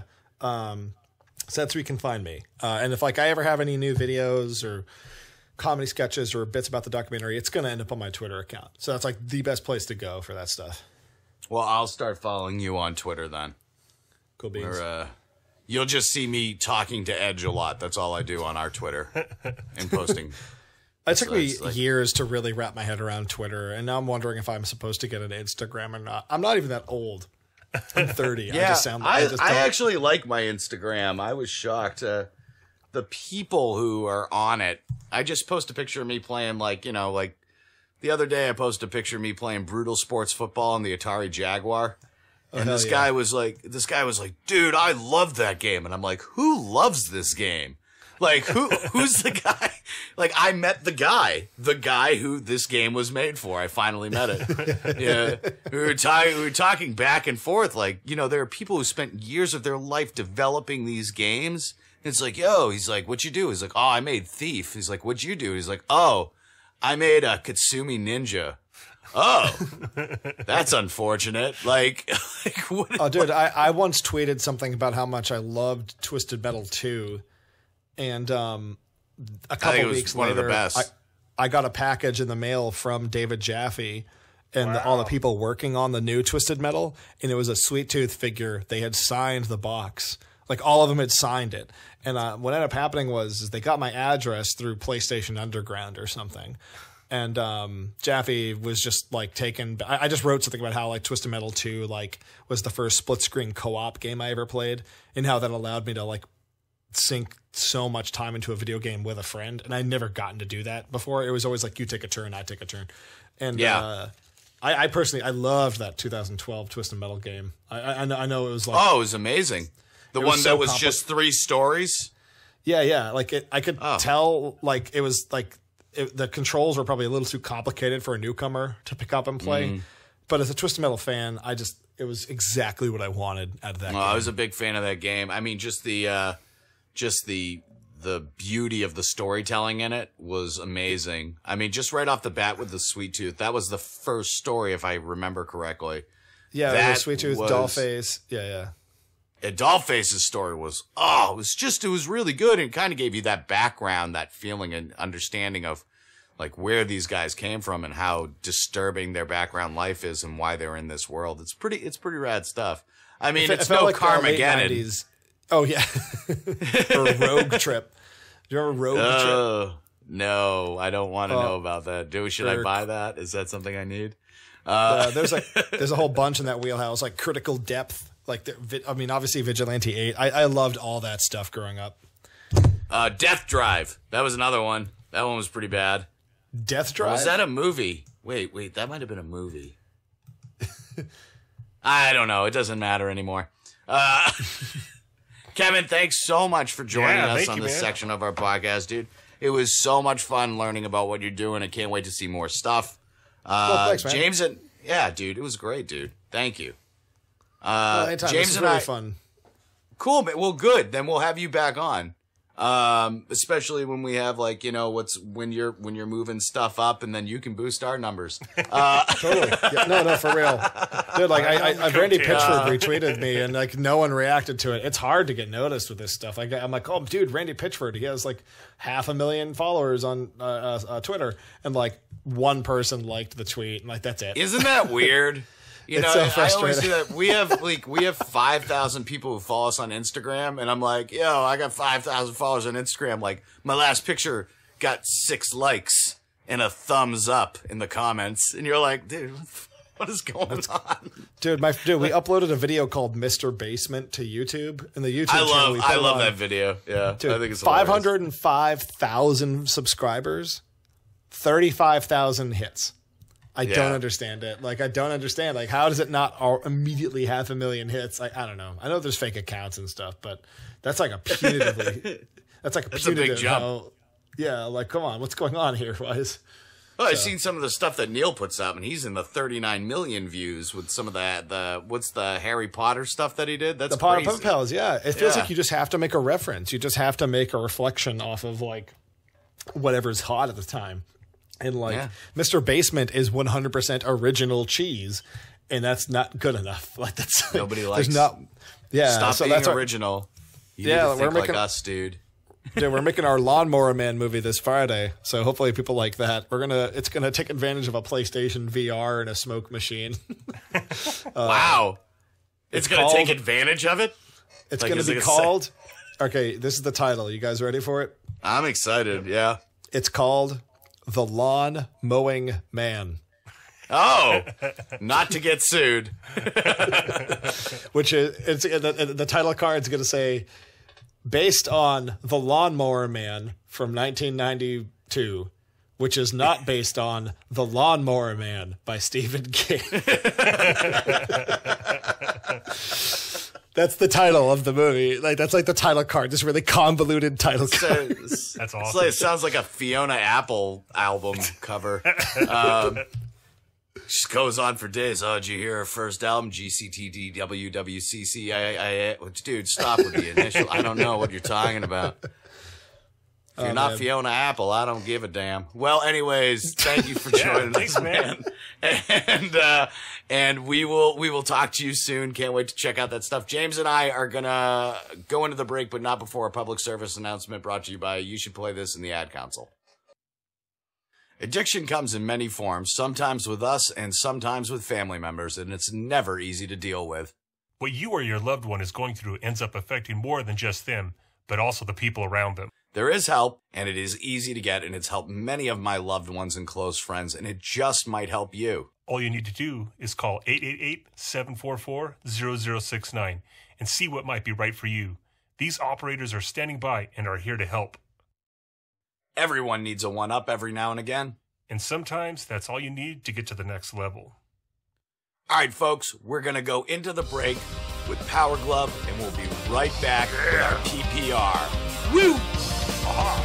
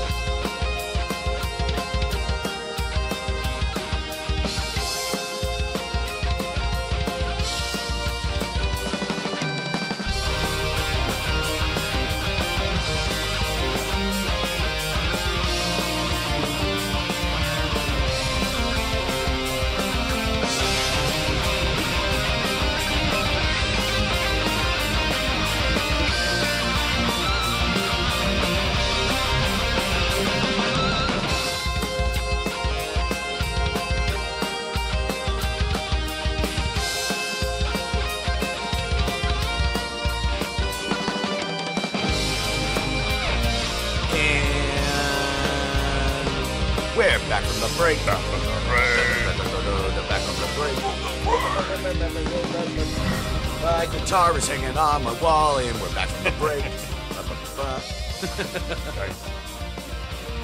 Oh, man, what are we doing? Oh, we got such a treat today. Oh, yeah. I was waiting for this game to come out for such a long time. So good. I love Behemoth. Yeah. Oh, James, will you tell the wonderful folks at home what the PPR of the day is? By the way, folks, in case you haven't heard us in a while, the PPR is when we pick a game, we play a game, and we review a game, and we do it just for you. And definitely this time we did it for us. Yes. James, the PPR of the day is... Pit People!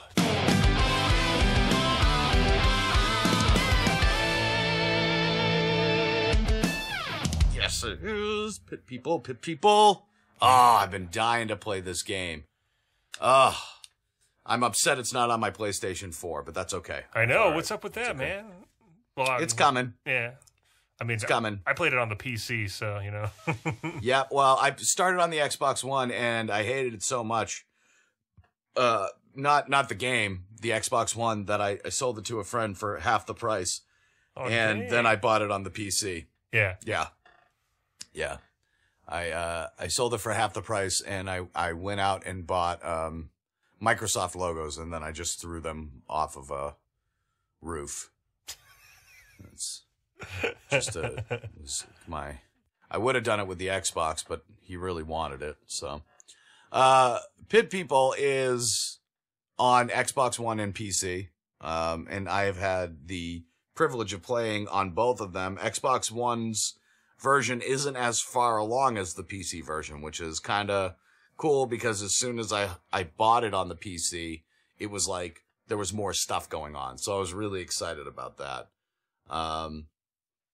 It's just another one of those games by Behemoth. Those guys, like, they never miss a mark. They really like when they put out a title game for the download market, they do such a great job. And this one is just another one. It's, a turn-based strategy role-playing game. And you want to get right into the ratings? For sure, man. Let's do it. All right, cool, man. I'm ready. Graphics, James, what'd you give it? Oh, wow, man. I gave it an 8. I really dug these graphics, man. They are definitely cartoony, but they're done so well. I mean, I was going to say this is probably one of my favorite, like, kind of this style of graphic, cartoony RPG, the color palette, everything's great about it. I mean, I couldn't ask for more. I mean, this was... Oh, dude, I agree. So bright. I gave it an 8 as well. Oh, nice. What I like about it is that it's like, it's got that real cell shade feel to it, like that real sharp, cartoony cell shade graphic to it. And it's so visually stimulating that, like, you never get sick of the movements. And, like, just when you think you're going to be tired of a move set, you get other characters coming right in and doing really neat, different animations. And every character reacts differently. And I really liked it. I thought it was just a beautiful game right off the bat. For sure. Gameplay, James, hit me. You know what? I gave it another 8. I mean, it's, all right, dude, I mean, it was such a pleasure to play. I mean, my favorite part is trying to figure out how to capture you're fighting a group of people and you got to like capture the one guy you want to get on your team. So you got to like kill everyone else and then go in there and throw the net on them. I mean, that was just like, I don't know. I thought it was fun. Yeah. Being able to, I agree, man. I gave it an 8 as well. There's so many different, like, small forms of gameplay within it, too. You've got the adventure, you've got the storyline, you've got the ability to grind, and all those things, like,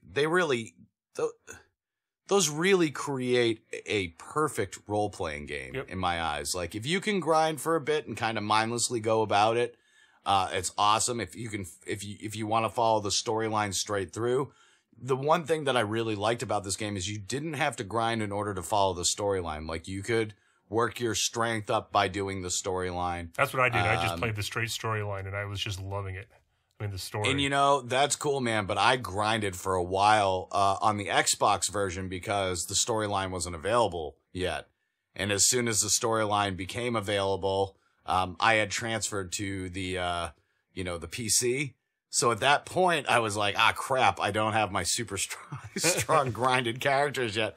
So that's how I discovered that you could just follow the storyline without grinding, and just being able to adventure and find different characters and go around that map, it's just great. So yeah, gameplay 8s all around. No issue with that.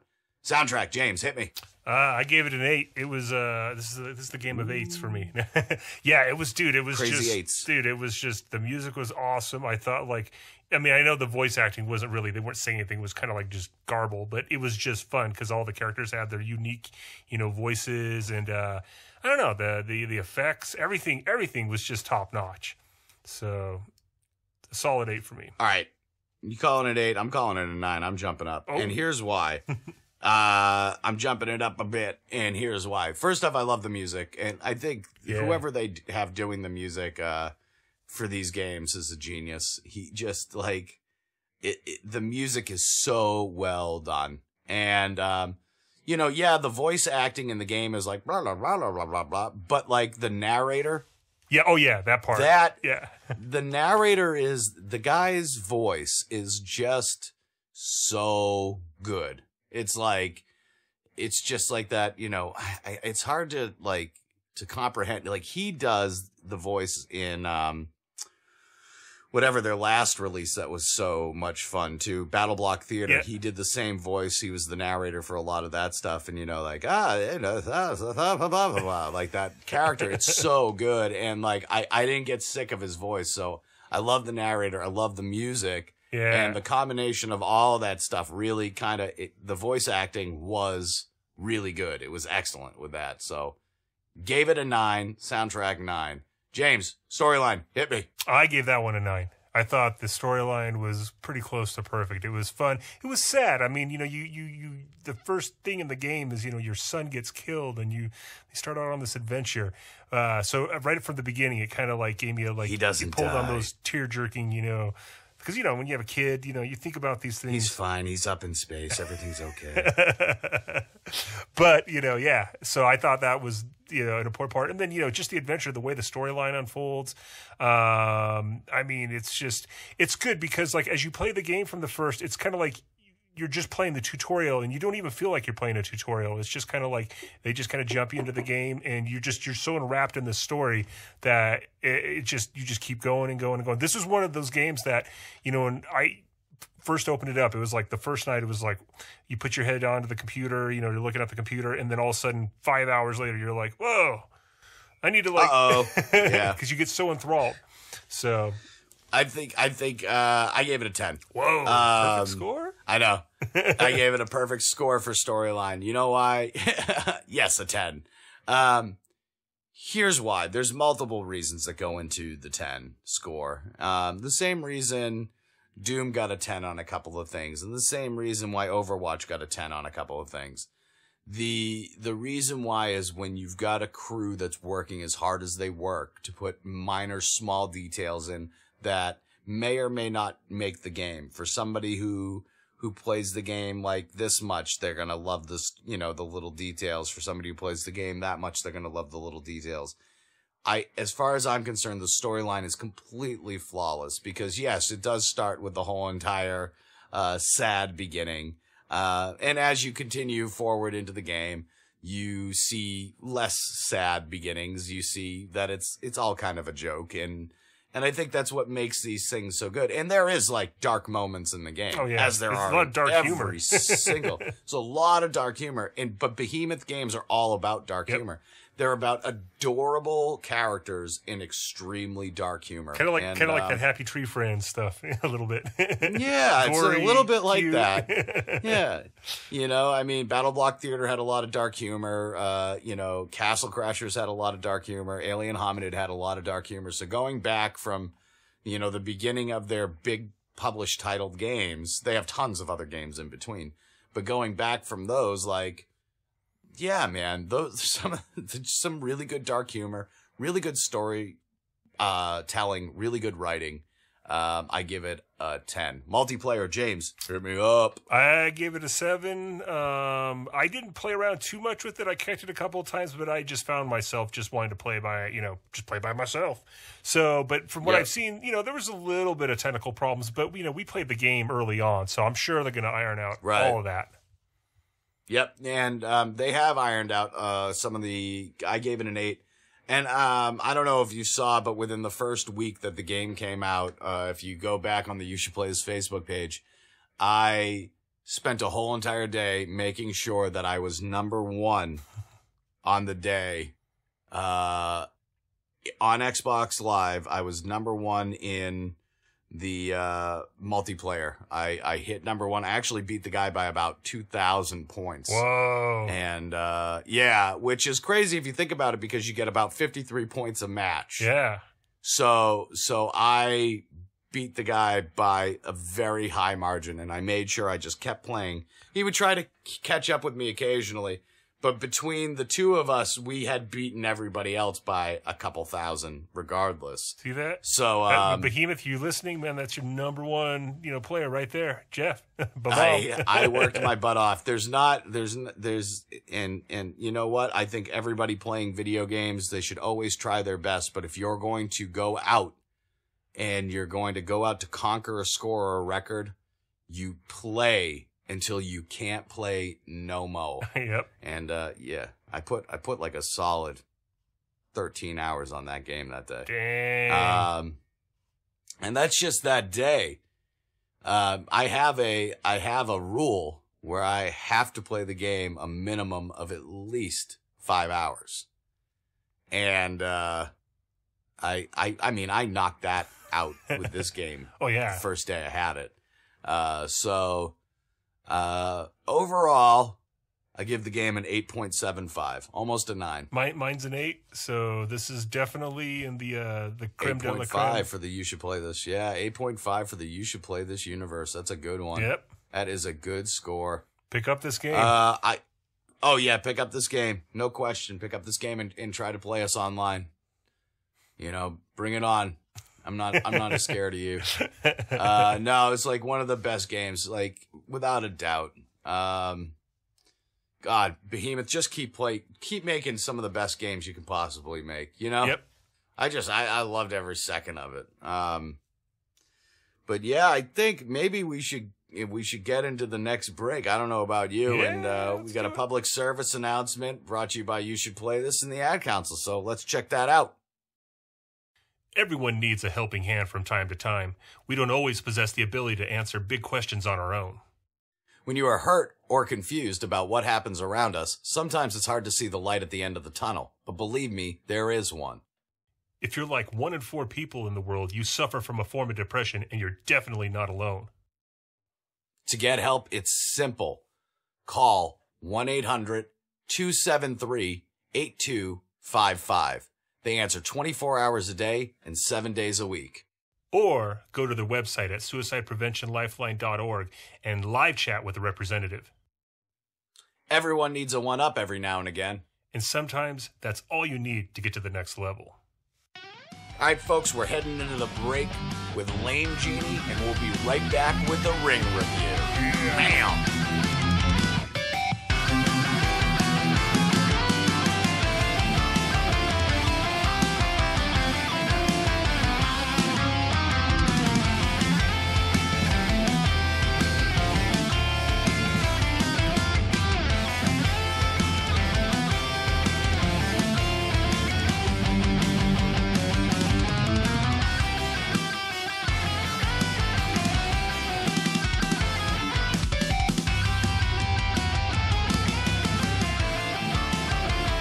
My name is Babom1337, and I'm a certified gamer and a bona fide stud, and you can't teach that.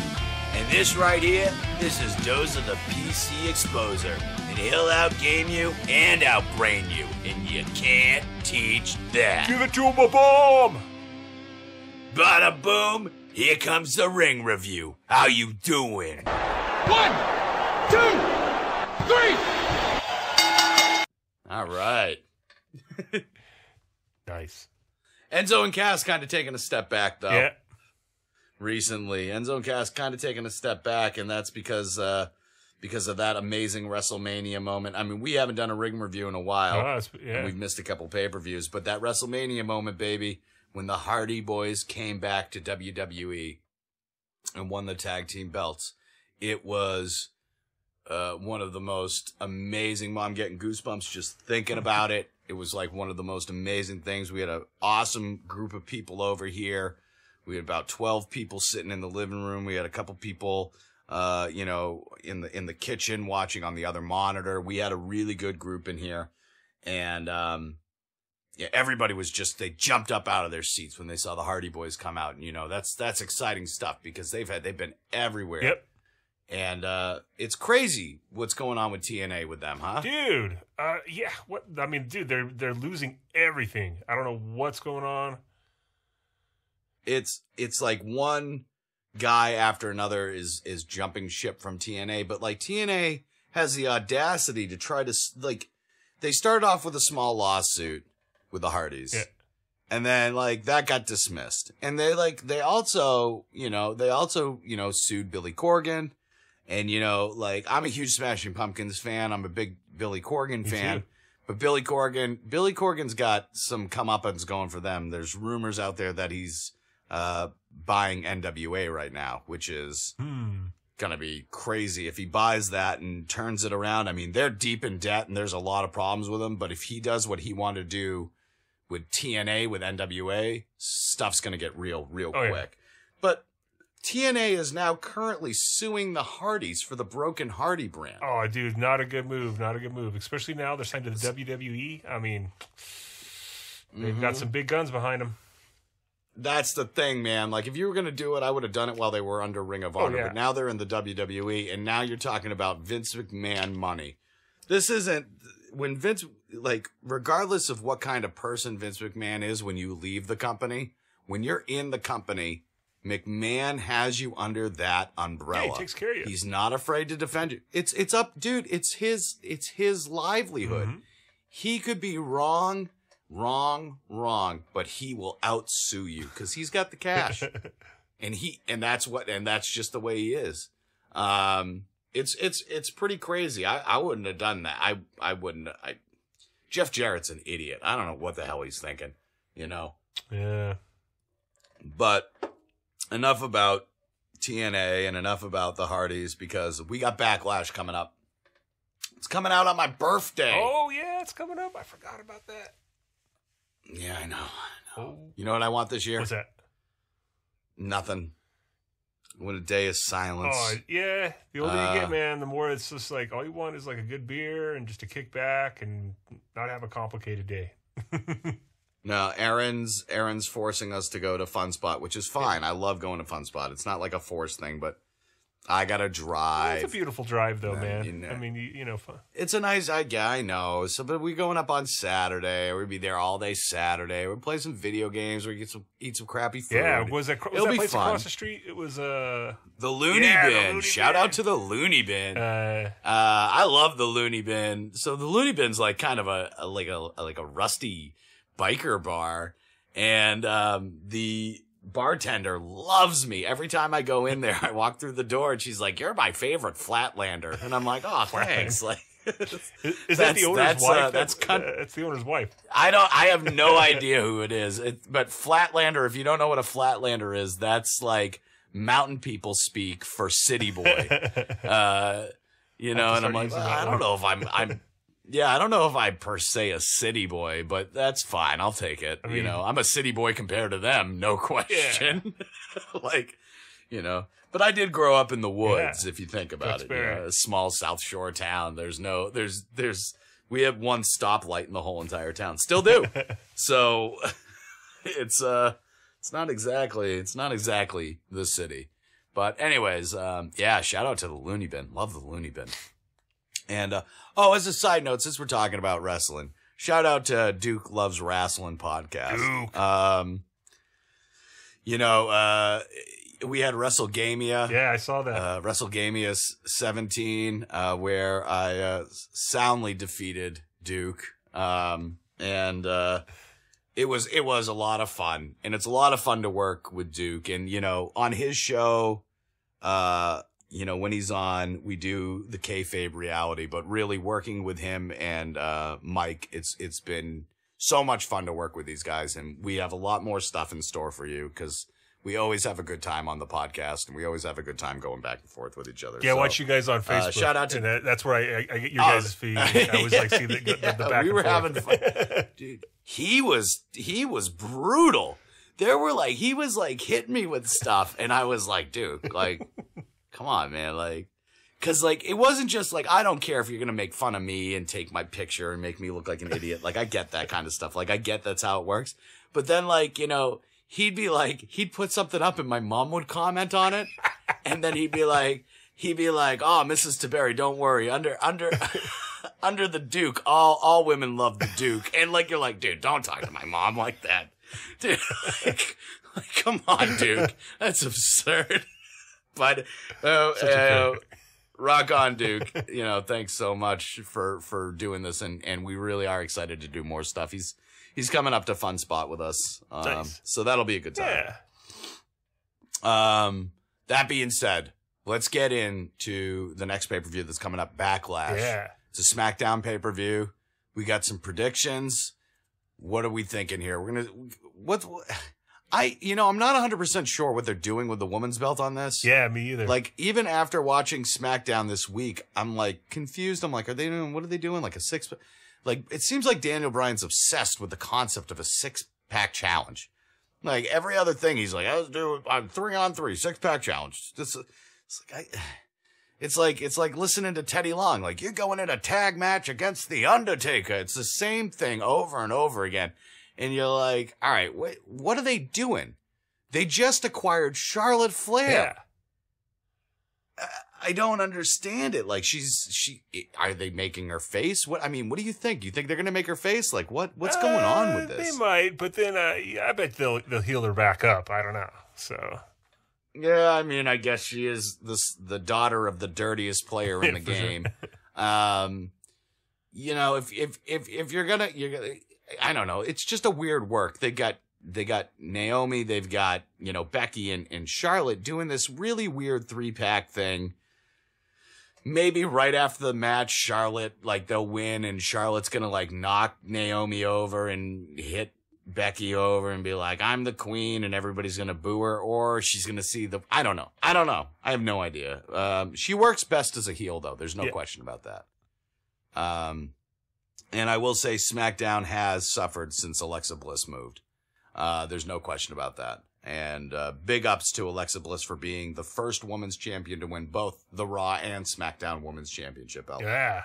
That is an achievement. That's awesome. It's awesome. Moving on, let's talk about what we think the main event of Backlash is going to be. But who knows? With these guys, they could put it on second. Mahal versus Orton. What are we talking about here? What do you think, James? I think Mahal. You think Mahal? Yeah. All right. Well, Orton's the champion right now, right? Yeah. And the question is,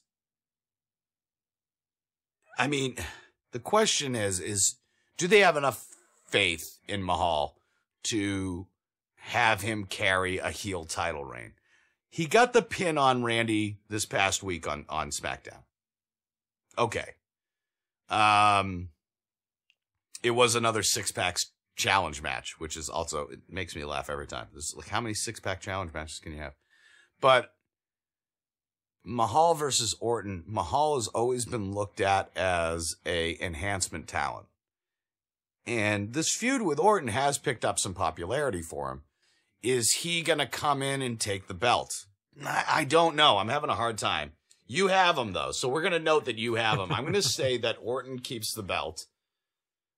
Just for the sake of disagreeing with you. Gee, thanks. I'm going to say that Orton, I would like to see a heel run with Mahal, but I just feel like it'd be so weird for Orton to lose to someone who is an advanced enhancement talent. Well, yeah. Compared to, I don't know. We'll see what happens. You know what? That's one other thing.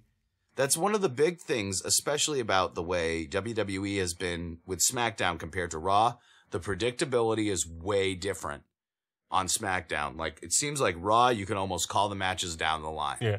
With SmackDown, there's some surprises.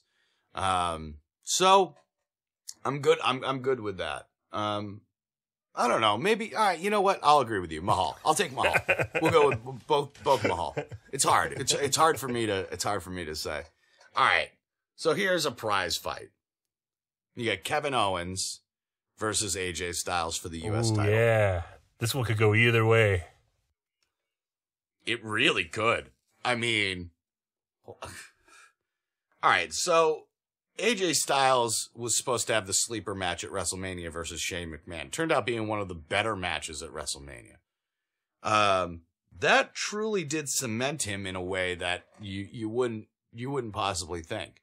Kevin Owens also had a phenomenal match at WrestleMania. So, all these things being said, Kevin Owens versus AJ Styles for the United States Championship. I'm going to go with KO. Mm-hmm. I'm going to go with KO retaining the title. I'm going to go with KO retaining the title and having them, I don't know, I think it would be a really good slow build for AJ. Or it puts AJ in contention against Mahal. So no matter where AJ goes after this match, if he loses or he wins, I think it's good for him on both sides. You know what I'm saying? Oh, yeah. So if AJ wins, then he gets the U.S. title, and then him and Kevin Owens feud for a little bit, and that'll be great. Yeah, this will be good before SummerSlam.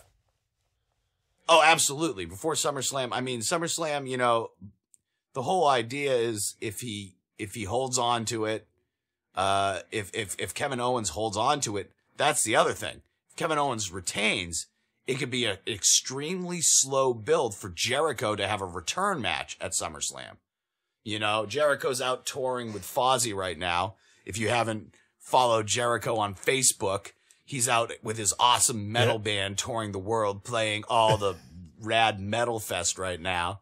Man, he's been going for over a decade. I'm upset they're with not that coming too. to Boston. I think Fozzy. Dude. I think that You know what is funny? Like, when I first heard Fozzy, I didn't care for him, but their new album is so good. And yeah, I used to do it. Oh, go ahead. I was shocked. I was just shocked. I was like, this is pretty good, some good songs.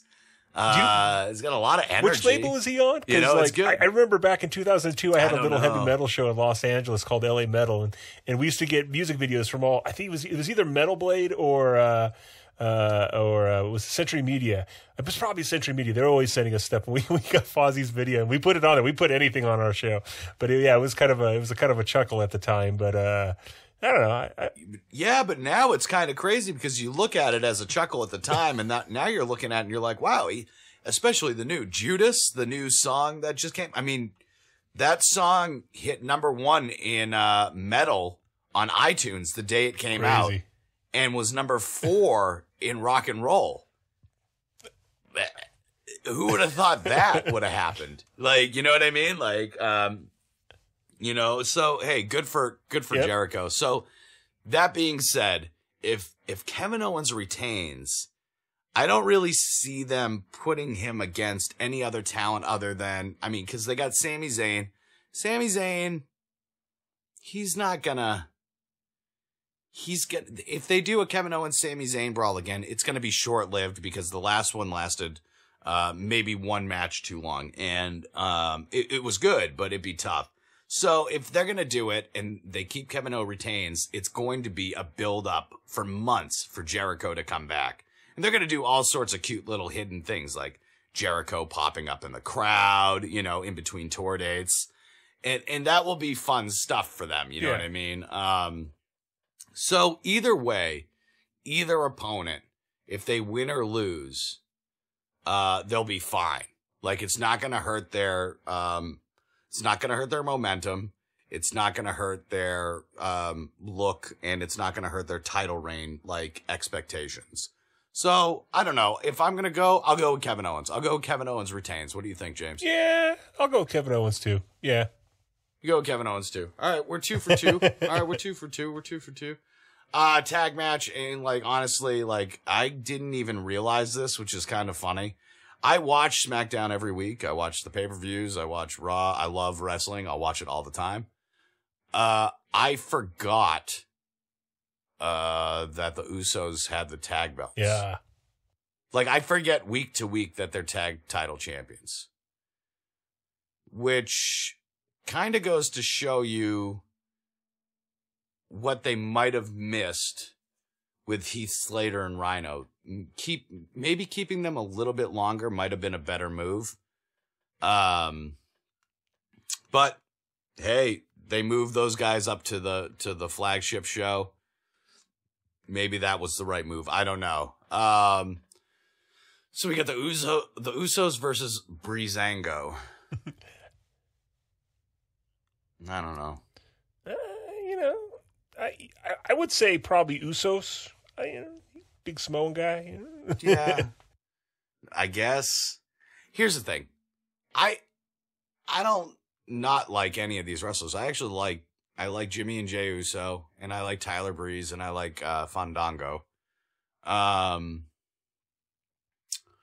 just don't know what's going on with their gimmicks right now. The Usos are doing this like weird gangster thing where they're ripping off minor parts of Enzo and Cass's gimmick, like in the process. And then you've got, Breezango doing like the fashion police gimmick. So I get the whole concept behind it is like that they're supposed to be funny. They're supposed to be a comedy draw, but it's tough because when they do the comedy draw and then they go into the ring and their wins are like mistakes, it's tough for you to take them seriously. Yeah. They're both really good. Like Tyler Breeze is an amazing wrestler, and Fandango is too. I just don't know if they found their, I don't know. It's been over a year and they're really not, they're not grooving that well. So I don't know. Usos, I guess. Yeah. That's what I say. I guess. Yeah. The New Day will be there after this pay-per-view. So when the New Day comes in, maybe it'll bring SmackDown's tag division up. They did a great job in Raw, so, you know, whatever. But, I don't know. I need more steam out of this tag division. Let's talk about the one match that I really cared. I'm really hoping is going to be big. Shinsuke got called up about 2 weeks ago. He hasn't fought a match yet on SmackDown. The ovation for Shinsuke coming to SmackDown was deafening. It happened in Boston, and I could hear it from my house, and it's 6 miles away from the arena. I could hear it clearly from my house. There was the sound, just wind hitting me. Good God, what's that? Yeah, it was amazing. It was crazy. I have friends who were there. It was like the one event that I've missed in years. I didn't want to spend the money this time. That was on me. I'm going to SummerSlam this year, and I'm also going to see TLC. Oh yeah, save your money Raw, for that, man. So I've got enough things. Yeah, I got enough things going on, and then we're taking a trip to California. It's a whole thing. I'm out of money. Oh, when are you going to California? So I'm not going to California in October. I might have to plan some stuff too. I need to get back there. You should. It's we're going Columbus weekend. Oh, nice. So we're going to be there from the 7th to the 14th. Cool. So, yeah, let's talk. Let's get some golf in. That'd be James. awesome. So we've got Shinsuke Nakamura versus Dolph Ziggler. Okay. I like Dolph Ziggler. Oh yeah, for sure. I think he gets kind of a bum rap. I think a lot of people look at him as a Shawn Michaels ripoff and not as strong. He did take his bumps. I mean, he started off as an evil cheerleader, for crying out loud. So you gotta think that this guy really did take his bumps moving up, and he clawed his way up, from being a guy who was not taken seriously, on the Spirit Squad, which was the evil cheerleader group, to a guy who was taken somewhat seriously. I believe he's a 3-time champion, which is pretty amazing. Shinsuke Nakamura, world decorated champion, New Japan Wrestling champion, NXT champion, not to mention so many other belts he's held. Shinsuke is a seasoned veteran, and he comes into WWE, works the NXT crowd for a long time, and actually has gone, and, you know, who knows what's true and what's not true, but he has gone on record saying the NXT crowd was one of his favorite crowds to work with because they were so intimate. They were the same people coming back and forth every week. And he just loved that crowd. So him moving up, the ovation that he got coming to SmackDown. Now, who's his first opponent? Looks like, at first we thought it was going to be, The Miz. But then The Miz moves over to Raw. That would have been a great match too, don't get me wrong. But we got Ziggler. Now, there are rumors circulating that Shinsuke and Dolph Ziggler have had fights which are in dark matches after SmackDown's gone off the air. I can't confirm or deny them, but a couple of people who have been to live events have said they've seen Shinsuke fighting Dolph Ziggler at live events after airtime is over. So that's kind of cool to know. So you know that this match is being practiced. You know that it's being fine-tuned. Even though Shinsuke is green, what do you think? You think he's going to go? You think he's gonna win against Dolph Ziggler, or do you think they're gonna drop him? I don't know. That's a good question. I mean, I might have to go with Dolph on this one. Yeah. I mean, You think so? I'd say Dolph. You're gonna say Dolph. Well, here's the thing. One of the things that a lot of people look at, like in sports entertainment, they don't look at it the same way as regular sports, but the way they play it out in sports entertainment compared to, like, you know, hockey or baseball or basketball, you know, you could be the best in the minor leagues, but that doesn't mean you're even good compared to a guy who's been in the big leagues for a while. Exactly. You know, Ziggler, he's got a lot of training. He's got a lot of ring sense. He's been in that ring for a while. The only thing that sways me in a different direction is this isn't Shinsuke's first rodeo. So he does have ring discipline. He does have ring awareness, and really good ring awareness. That being said, this one I will definitively disagree with you, James. I think Shinsuke is going to go over. We'll see. All right. We'll see. I mean, that's coming up on the birthday. Yeah. So I'm excited Maybe about get that. So your that'll be birthday a good wish. one, you know? I'm hoping, dude. I love Shinsuke. I love it, dude. I love him. He's so weird and good, and it's just great stuff. So that about sums up the ring review for sure. You know, this has been great getting back. You know, just getting back into the swing of things, talking to everybody, saying hello, just having fun. It's been a great episode. Special thanks to Kevin James for coming on. What a great guy. What a great guy to work with. Lots of fun to talk really to. looking forward. Oh yeah, man. Really looking forward to Not For Resale. I think that's going to be awesome. And if you haven't checked out a lot of his YouTube videos, go and check out New Kids on the Rock on YouTube. It's such good stuff. You know, Friend or Foe, one of my favorites. Computer Fighters is one of the best things I've ever seen in my life. So, you know, thanks, Kevin, for coming on the show. We hope you join us again real soon. Like you said, he will be joining both Quack and I for a Let's Play, so that'll be a good time. And, you know, want to thank Lame Genie and Power Glove. Thank you. You guys have been there for us basically since the day we started this. The music is, you're nothing without a good soundtrack, and you guys provide us with one of the best soundtracks we could possibly ask everybody for. listening to the show should buy their albums. I mean, you can. Absolutely. No question. You go on there, like, give what you can. A lot of these guys, especially, I know Lame Genie for a fact, you can go onto their website and just donate what you can to these guys and buy their albums, you know. They're name your own price albums. Don't go in and hit zero. Come on. Well, if there's 10 songs on the album, spend $10. And you also pay $1 you a know, song. and even if it's 5, you got to realize, you know, CD deals for bands, it hasn't been good since like maybe the early 90s. So if you give them, give them something. But yeah, definitely. I mean, $1 a song. I mean, come on, you pay more for a cup of coffee. So. Absolutely. Yeah, and that cup of coffee lasts like 10 minutes. So even if they have 20 songs, you know what I mean? Like, you know, they have the speed runs. Yeah. All right, so take 4 of those songs and make them $0.25 a piece, you know? So there's 30 songs on the album, you know, do $0.25 a piece, you know, $10. It's not tough. Guys, come on. Let's be cool about this. I would like to also give a shout out to Diamond Mine Tattoos and Cape Cod Laser. It's great new sponsors of the show. Tim Creed at Diamond Mine Tattoos do all my tattoos and all my tattoo work, and I do all of his video work for his website and also for Cape Cod Laser.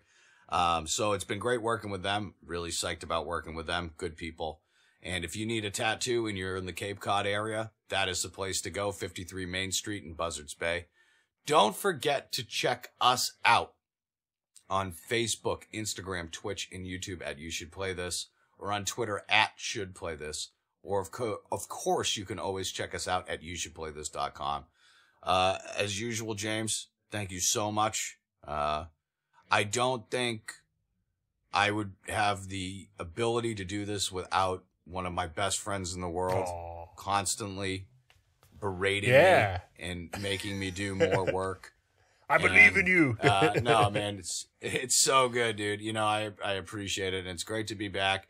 And expect a lot more from us, because our busy season is now busy season for you guys. We're back.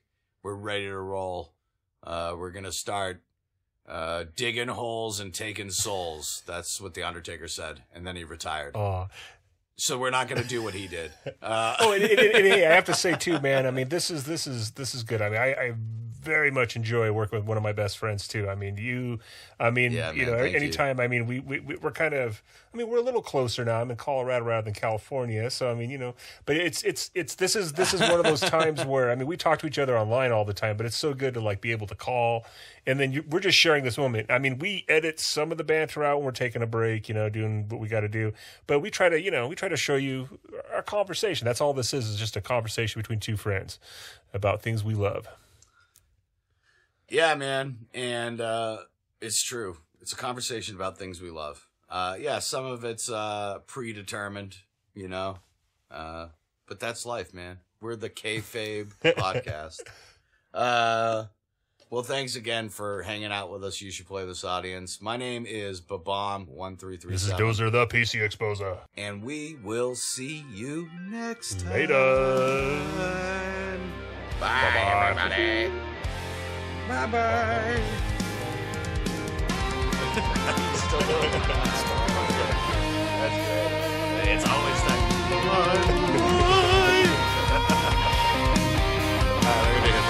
All right.